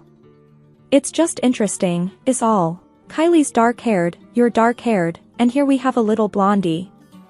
I felt my face burning with anger. "Linda, genetics can be unpredictable. My cousin has blonde hair. It's not unheard of." She just hummed, non-committal, her eyes boring into mine. After they left, Jack sat by my side, Lucas asleep in his crib. He was quiet, too quiet. "Jack, please," I said, my voice barely above a whisper. "Don't let your mom get in your head." He looked at me, then at Lucas. "I know, Kylie. It's hard, you know? With everything she's been saying." I reached for his hand. "Jack, look at me. I've never lied to you. I've never betrayed you. He's your son." Jack nodded slowly. "I know, Kylie. I do. It's just my mom, she's got this way of getting under my skin." That night, back home, the tension was palpable. Jack held Lucas, looking down at him with a mix of love and something else, doubt, maybe. "Jack, we need to get past this," I said, my voice firm. "We're a family now. We can't let your mom ruin this." He nodded. "You're right. We can't. I'll talk to her. I'll set things straight." But even as he said it, I knew it wasn't going to be that easy. Linda had planted seeds of doubt, and they were growing, choking the life out of our relationship. Over the next few weeks, it was like walking on a tightrope. Every comment, every look, every gesture was loaded with unspoken questions and accusations. The tension in our home had reached a breaking point. It was a chilly evening, the kind that should have seen us cuddled up together. Instead, Jack paced the living room like a caged animal. Lucas was asleep, blissfully unaware of the storm brewing. Jack stopped suddenly, turning to face me. His eyes were hard, his voice even harder. "Kylie, I can't take this anymore. We're doing a DNA test. For Lucas." I felt my blood run cold. "A DNA test? Are you out of your mind, Jack?" He was unyielding, his words like daggers. "It's not just about you and me, Kylie. I want Mike to take the test too." That hit me like a ton of bricks. "Mike? Your brother? You seriously think I'd..." "God, Jack." He didn't back down. "You heard my mom. There are doubts, Kylie, and they're eating me alive." I was shaking with fury. "So, your mom's delusional ideas are driving this?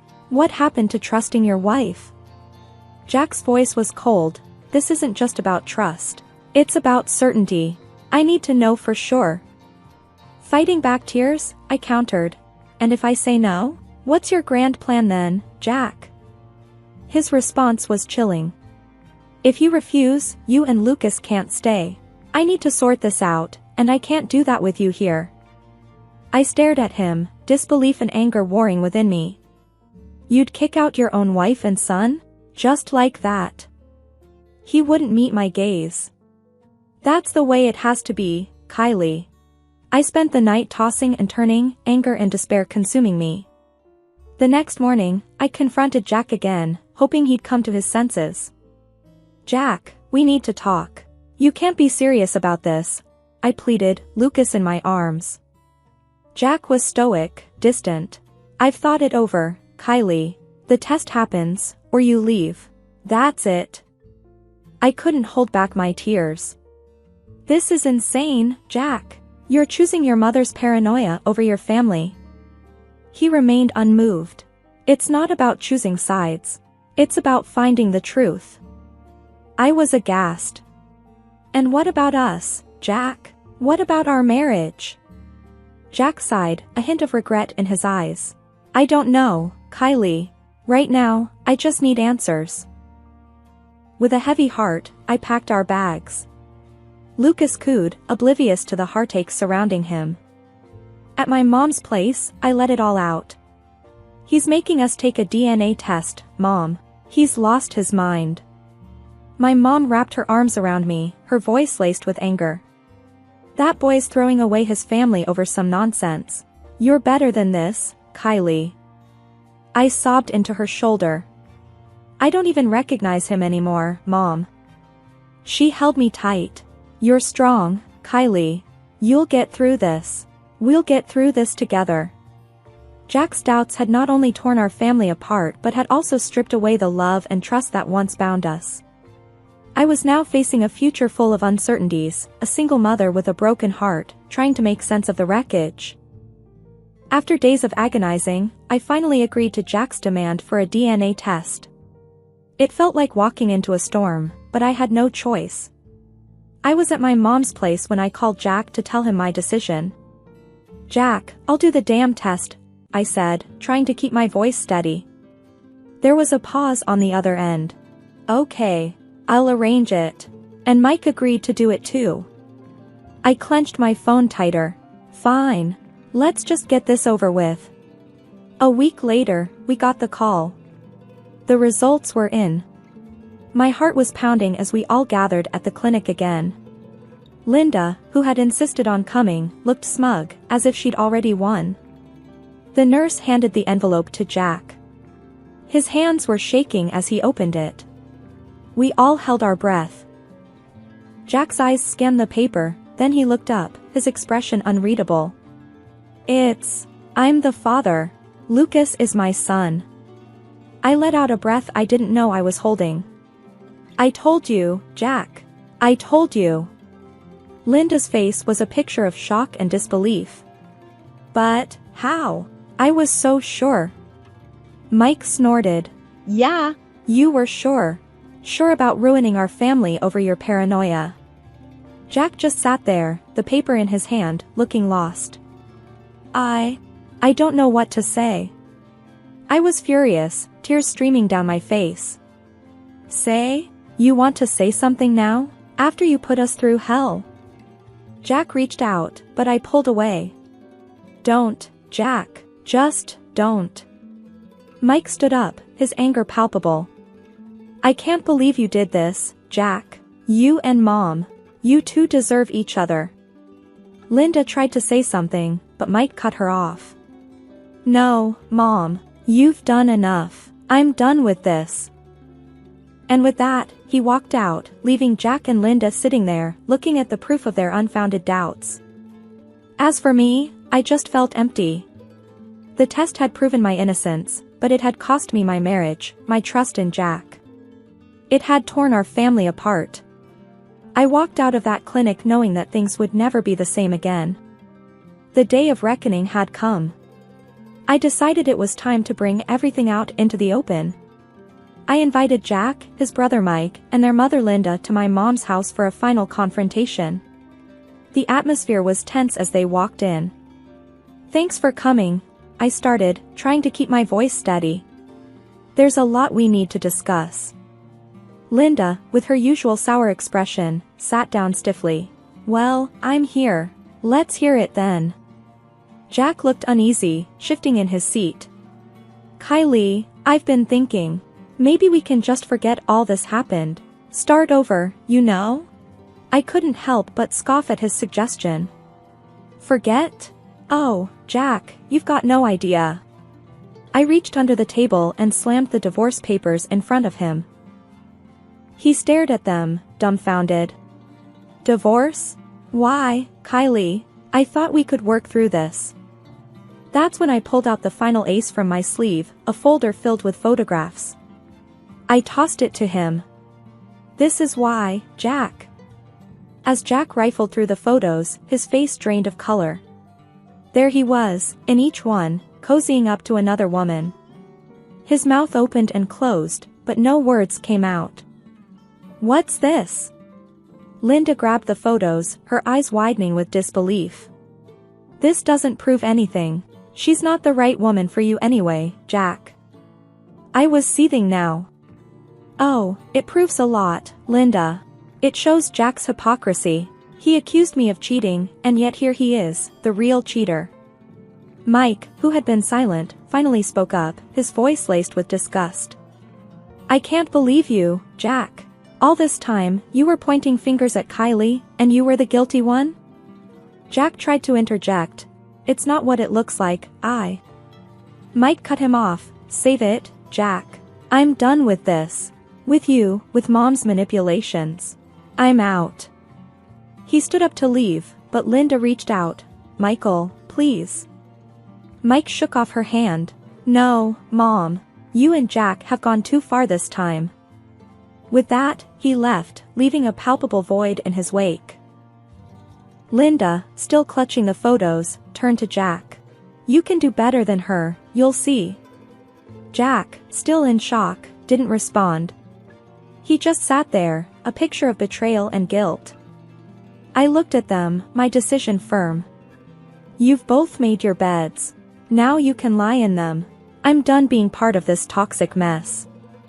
Linda tried to speak, but I raised my hand, stopping her. No, Linda. There's nothing left to say. You've lost a daughter-in-law and a son today. I hope it was worth it. As they left, I felt a strange mixture of relief and sadness. I turned to my mom, who had been a silent pillar of strength throughout the ordeal. It's over, Mom. Just us now. She hugged me tightly. You did the right thing, Kylie. We're here for you, always. After the dust settled, the divorce was final. The court granted me alimony and compensation for Jack's betrayal. It was a small victory in the grand scheme of things, but it felt like justice. One day, Linda showed up at my door, unannounced, her face a mix of desperation and guilt. Kylie, I need to see Lucas. He's my grandson. I stood in the doorway, blocking her path. Not a chance, Linda. After everything you've done? You think you have the right to see him? She tried to push past me, but I stood firm. I'm his grandmother, Kylie. You can't keep me from him. I was unmoved, my voice cold. Watch me. You lost that right when you tore this family apart. Linda's face twisted with anger. You're being unreasonable, Kylie. I'm still family. I scoffed. Family? No, Linda. You're nothing to us now. She left, defeated and alone. Later, I heard that Mike had left the city, cutting ties with both Linda and Jack. He couldn't stand what our family had become, thanks to their actions. As for Jack, he tried to reach out a few times, but I shut him down. You've got your mom to thank for this mess. I told him one day on the phone. Don't bother calling again. Jack was left to deal with the wreckage of his choices, with only Linda for company. But even she was no comfort, as he blamed her for everything that had gone wrong. Life moved on. I focused on Lucas and my work, rebuilding our lives piece by piece. My mom was a constant support, helping me navigate single motherhood. One evening, while Lucas was asleep and I sat with a cup of tea, my mom sat beside me. You did the right thing, Kylie. It wasn't easy, but it was right. I nodded. It's just us now. But we're stronger for it. The betrayal, the lies, the heartache, it was all behind us now. Ahead was a future filled with hope and the promise of something better. Jack and Linda were part of a past best forgotten. This was our time, our chance to start anew. And I was ready to take it.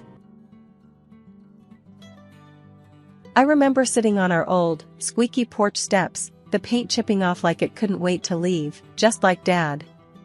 Mom used to say he had wheels under his feet and a heart too big for any map. I never really got what that meant until the police came that day, saying Dad's truck was found abandoned by the side of some forgotten highway. I was just 7, clinging to Mom's skirt, not really understanding but feeling the weight of her silent tears. Mom, Jane, was a fighter though. Without Dad, she took on double shifts at the local diner. I'd often fall asleep to the sound of her coming home late, trying to be quiet but never quite managing it. One evening, when I was about 12, I asked her, "Mom, why do you work so much? Aren't you tired?" She sat beside me, her eyes tired but kind. "Ella, we've got to make ends meet. Life's tough, but we're tougher, right?" I nodded, not fully understanding but proud to be tough like Mom. Then came the hammer blow that was Mom's cancer diagnosis when I was 18. She fought it, hard, but it was like trying to hold back the tide with a spoon. She passed away quietly, leaving me with nothing but memories and a stack of bills. College was supposed to be my escape, my dream. I managed to scrape together enough for the first year, but after that, I was on my own. I juggled classes with 2, sometimes 3, jobs, anything that would pay. One particularly grueling night at the campus library, I remember breaking down. I was alone, surrounded by books that seemed as heavy as the world on my shoulders. That's when I first met John. He walked over, his eyes full of concern. "Hey, are you okay?" I wiped my eyes, embarrassed. "Yeah, just college stuff." He smiled, a little awkwardly. "I get it. I'm John, by the way." "Ella," I replied, managing a small smile. That's how it all started with John. He was different, kind, and always there, like a steady rock in my turbulent sea. He didn't have much, but he shared everything he had with me, half a sandwich, notes from classes, even his old, battered laptop. We'd sit together, sometimes talking, sometimes just sharing the silence. It was comfortable, safe. I hadn't felt that way since Mom was around. "You know, Ella," John said one day, "you're the strongest person I know. You're going to make it, I'm sure of it." I laughed, a bit bitterly. Strong? I feel like I'm barely hanging on. That's what being strong is about, isn't it? Hanging on, even when it's the last thing you want to do. I looked at him, really looked at him, and I realized he was right. I was strong, like Mom. And somehow, I knew I'd make it through, with or without wheels under my feet. College life wasn't anything like those fancy brochures. It was hard, gritty, and it tested you in ways you never thought possible. I remember my second year, standing in line at the financial aid office, my stomach in knots. The lady at the counter looked at me like I was just another number. "Next," she called out, not even looking up. "Hi, I'm here about my scholarship renewal." I began, but she cut me off. "If it's not renewed in the system, there's nothing I can do." "Next?" I walked away, feeling a mix of anger and helplessness. That's when I bumped into John again. He was always popping up when I least expected it. "Hey, Ella, everything okay?" he asked, his brows furrowed with concern. I shook my head. "No, not really. Financial aid's a dead end. Looks like I might have to drop out." John was quiet for a moment. "That's rough. But hey, don't give up. You're smarter than half the professors here." I chuckled, despite the gloom. "Thanks, John. I don't know what to do." "Come on, let's grab a coffee." "My treat. You can tell me all about it." That coffee turned into many more. John became my go-to person at college. He had this way of making problems seem smaller, more manageable. We'd sit in the cafeteria, him with his endless optimism, me trying not to drown in my own worries. One day, he said, "You know, Ella, you should start looking for a job on campus. Might help with the money situation. I rolled my eyes. You think I haven't tried? It's like everyone's out to get me or something. John leaned in. Not everyone. I hear the library's looking for someone. You're always there anyway, might as well get paid for it. I thought about it. Maybe, but what if they say no? Then we find something else. You're not in this alone, Ella. That's how I ended up working at the library. It wasn't glamorous, but it paid some bills. Between stacking books and serving coffees at a local cafe, I barely had time for studies. But I was making it work, one day at a time. John and I grew closer. He wasn't just the guy who bought me coffee anymore. He was my friend, my confidant. He knew about my mom, my dad, and all the messy bits in between. It was one evening, while closing up the library, that John said something that stuck with me. Ella, you're going to make something of yourself. I just know it.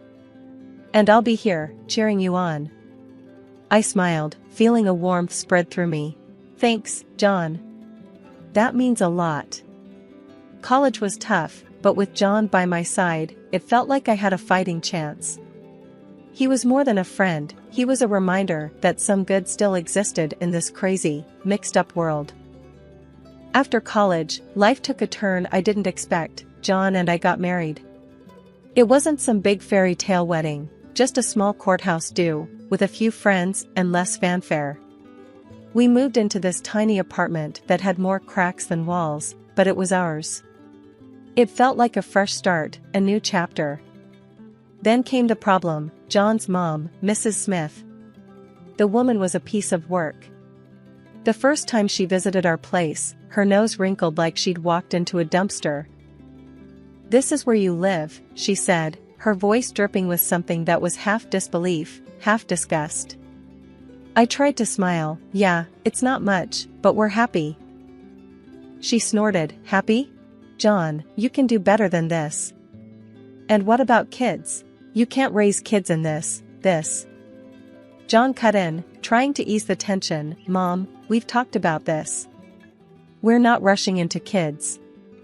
We're focusing on our careers right now." But she wouldn't have it. Every visit was a new complaint. The apartment's too small. The neighborhood's not good enough. Why isn't Ella cooking more? It went on and on. One evening, after she'd left, I turned to John, frustration boiling over. "Doesn't it bother you? The way your mom talks about our life?" John, ever the peacemaker, shrugged. "She's just worried about us. That's how she shows love, I guess." "That's not love, John.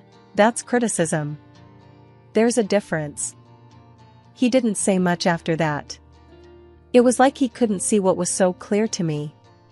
His mom's words were chipping away at us, bit by bit. Things got worse when she started hinting we should move somewhere better. I lost it one day. "John, we can't afford some fancy place." "Why doesn't she get that?" John looked uncomfortable. "She just wants the best for us, Ella. Maybe we could look at some other apartments, just to keep her quiet." "Keep her quiet? John, when are you going to stand up to her? We're married. This is our life, not hers." He didn't have an answer. That silence said more than any words could. So, we kept living our life, in our tiny apartment, with Mrs. Smith's disapproval hanging over us like a bad smell. I loved John, but his inability to stand up to his mom was driving a wedge between us. It was like he was still her little boy, not a grown man married and making his own way in the world. As time marched on, so did our lives, but in different directions. I landed a job at a marketing firm, and it was demanding as hell, but I loved it. I was climbing the ladder, making something of myself. John, on the other hand, was stuck in the same old job, a manager at a local retail store. He seemed okay with it, but I couldn't understand why he didn't want more. One night, I came home late, exhausted but buzzing from a successful project. John was on the couch, glued to some TV show. I flopped down beside him. You won't believe the day I had. We landed the big account. John grunted, "That's great, Ella." I frowned, looking for some enthusiasm. "Aren't you happy for me?" He turned, a bit annoyed. "Of course, I am. It's all you ever talk about. Work, work, work." I sat up, stung. "Well, sorry for being passionate about my career. What do you want me to do? Be like you, satisfied with just getting by?" He shot up. "What's that supposed to mean?" "It means, why don't you want more, John? Why are you content just being this?" He didn't answer, just stormed off to bed. I stayed on the couch, fuming and hurt. The tension spilled over into everything. Even simple conversations turned into minefields. Then came the day when John dropped a bombshell. He wanted us to move to a bigger place, something more befitting our status. I stared at him like he'd grown a second head. Befitting our status? "John, we can't afford a fancy place. We're doing fine here." He was insistent, "But we can't live like this forever, Ella. And my mom keeps saying." I cut him off. "Oh, so it's your mom again? When are you going to stop listening to her and start living for us?"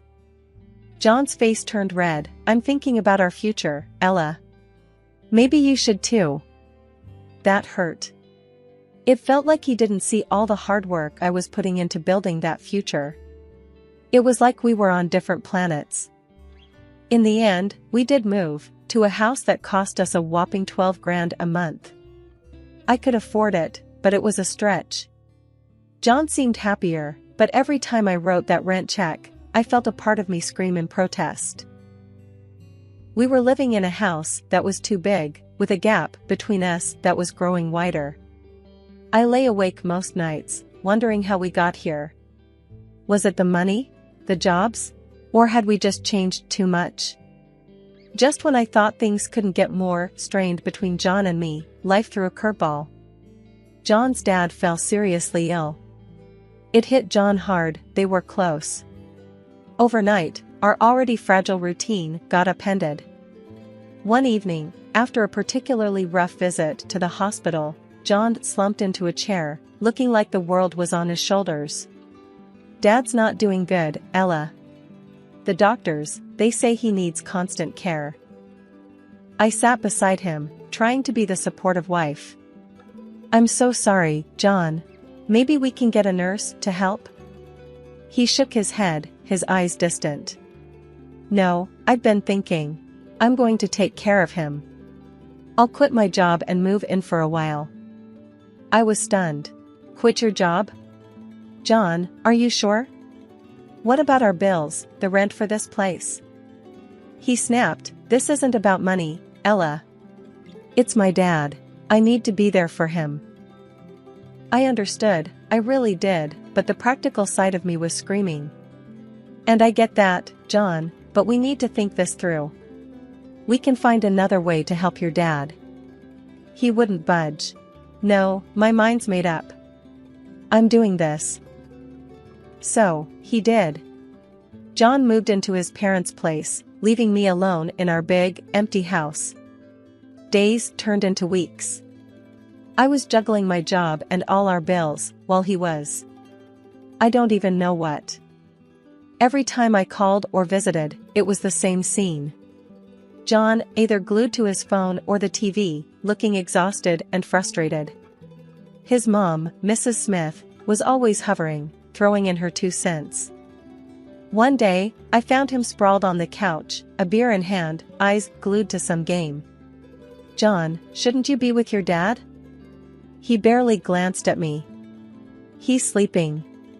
"What do you want me to do, sit and stare at him?" I bit back my frustration. "You could look for a part-time job, help out with our expenses." That got his attention. He sat up, angry. "Really, Ella? You want me to work now? While my dad's lying there dying?" I tried to keep my voice steady. "We're drowning in bills, John. I can't handle everything on my own." His mom walked in then, always perfect timing. Ella, John is doing a noble thing, taking care of his father. You should be grateful. Grateful? The word hit me like a slap. Grateful? I'm keeping our lives afloat while he sits here doing, what? Playing caretaker while watching TV and drinking? John stood up, towering over me. You just don't get it, do you? This is family. Maybe if you had one, you'd understand. That cut deep. Too deep. I walked out, the sound of his mom's tut-tuts chasing me. I drove home, tears blurring my vision. This wasn't the man I married. This was a stranger, living a life I didn't sign up for. The days after John's father passed were tough. I expected things might start to shift back to normal, but they never did. John never went back to work.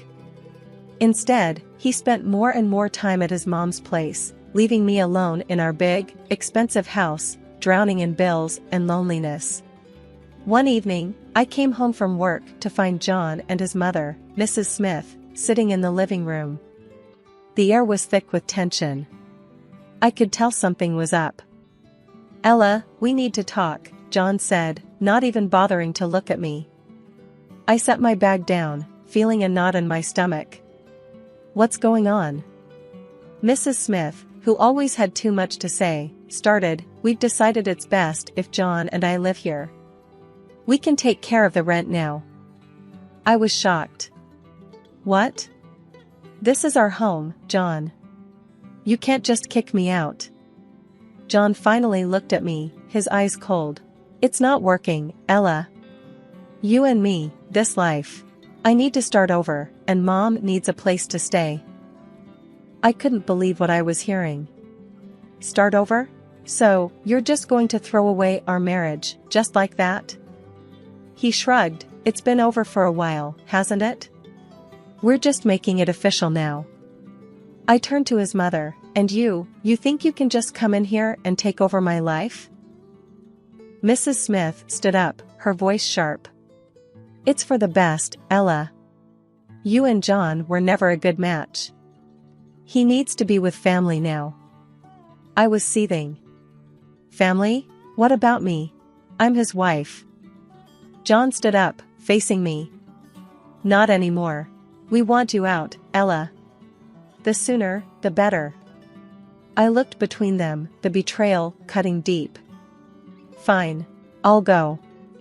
But don't think for a second that this is okay. You're both making a huge mistake. I packed a bag with my essentials, my hands shaking with rage and hurt. As I walked out the door, John's voice followed me. We're doing what needs to be done, Ella. You'll see, this is for the best. Settling into my new, modest apartment felt like a fresh start. It was small, but it was a place where I could finally breathe, away from the stifling atmosphere of my past life with John and his overbearing mother. The walls were bare, and the furniture was minimal, a stark contrast to the lavishness I'd left behind. As I was arranging my few belongings, my phone buzzed. It was a message from an old mutual friend of John and me, Laura. Hey Ella, have you heard about John and his mom? They're living it up. Expensive clothes, fancy gadgets. Wonder where all that money's coming from? I stared at the screen, a mix of curiosity and bitterness swirling in me. Where were they getting the money? I thought back to the expensive house, the bills, and the lifestyle they had insisted on. It didn't add up. Shaking my head, I typed a quick reply, no idea, Lara. Good for them, I guess. But the question nagged at me. I couldn't help but wonder how they were affording such extravagance, especially after kicking me out and with John not working. A few days later, I ran into another friend, Mike, at the grocery store. He brought it up again. Ella, you won't believe it.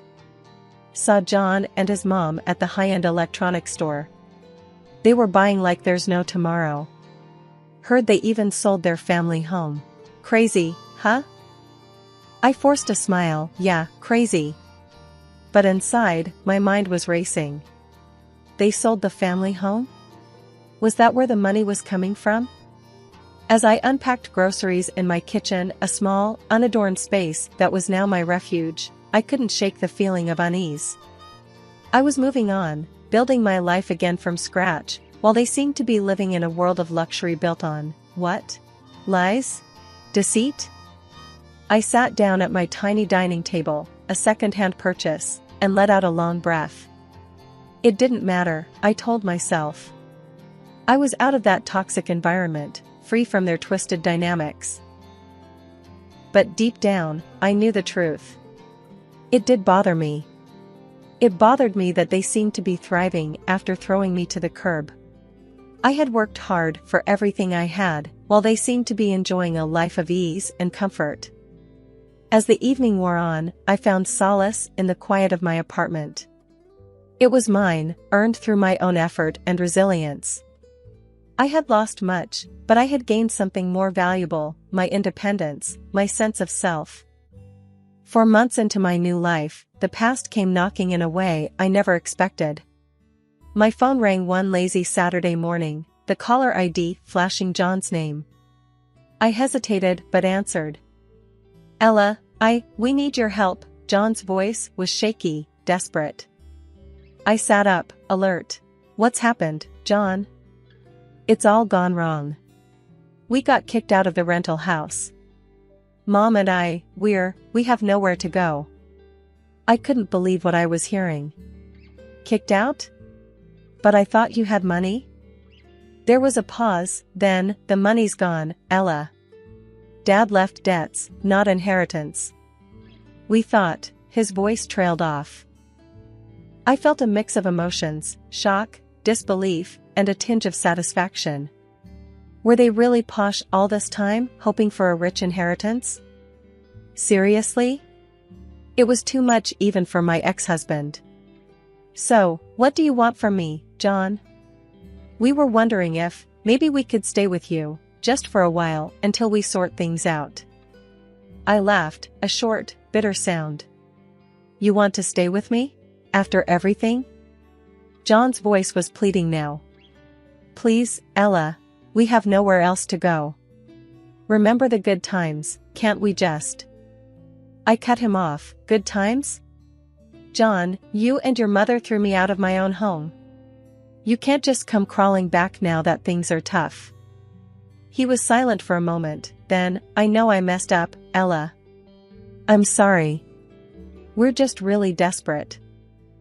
I took a deep breath, my decision clear. John, I've moved on. I've built a new life, and there's no place for you or your mother in it. You need to figure this out on your own. But Ella. No, John. It's over. You made your choice, now live with it. I hung up, my heart pounding. I felt a surge of empowerment, mixed with a twinge of sadness. John, the man I once loved, was now just a voice on the other end of the phone, a reminder of a life I had left behind. Later, Laura called me. I heard about John and his mom. Are you okay? I smiled, feeling a sense of peace. Yeah, I'm more than okay. I'm free, Laura. Truly free. As I ended the call, I looked around my small apartment, my sanctuary. It was a far cry from the life I had with John, but it was real, it was mine. I had faced the worst and come out stronger. That night, I realized that this was my new beginning. A life where I was in control, where my happiness didn't depend on someone else. I had lost much, but in the process, I had found myself.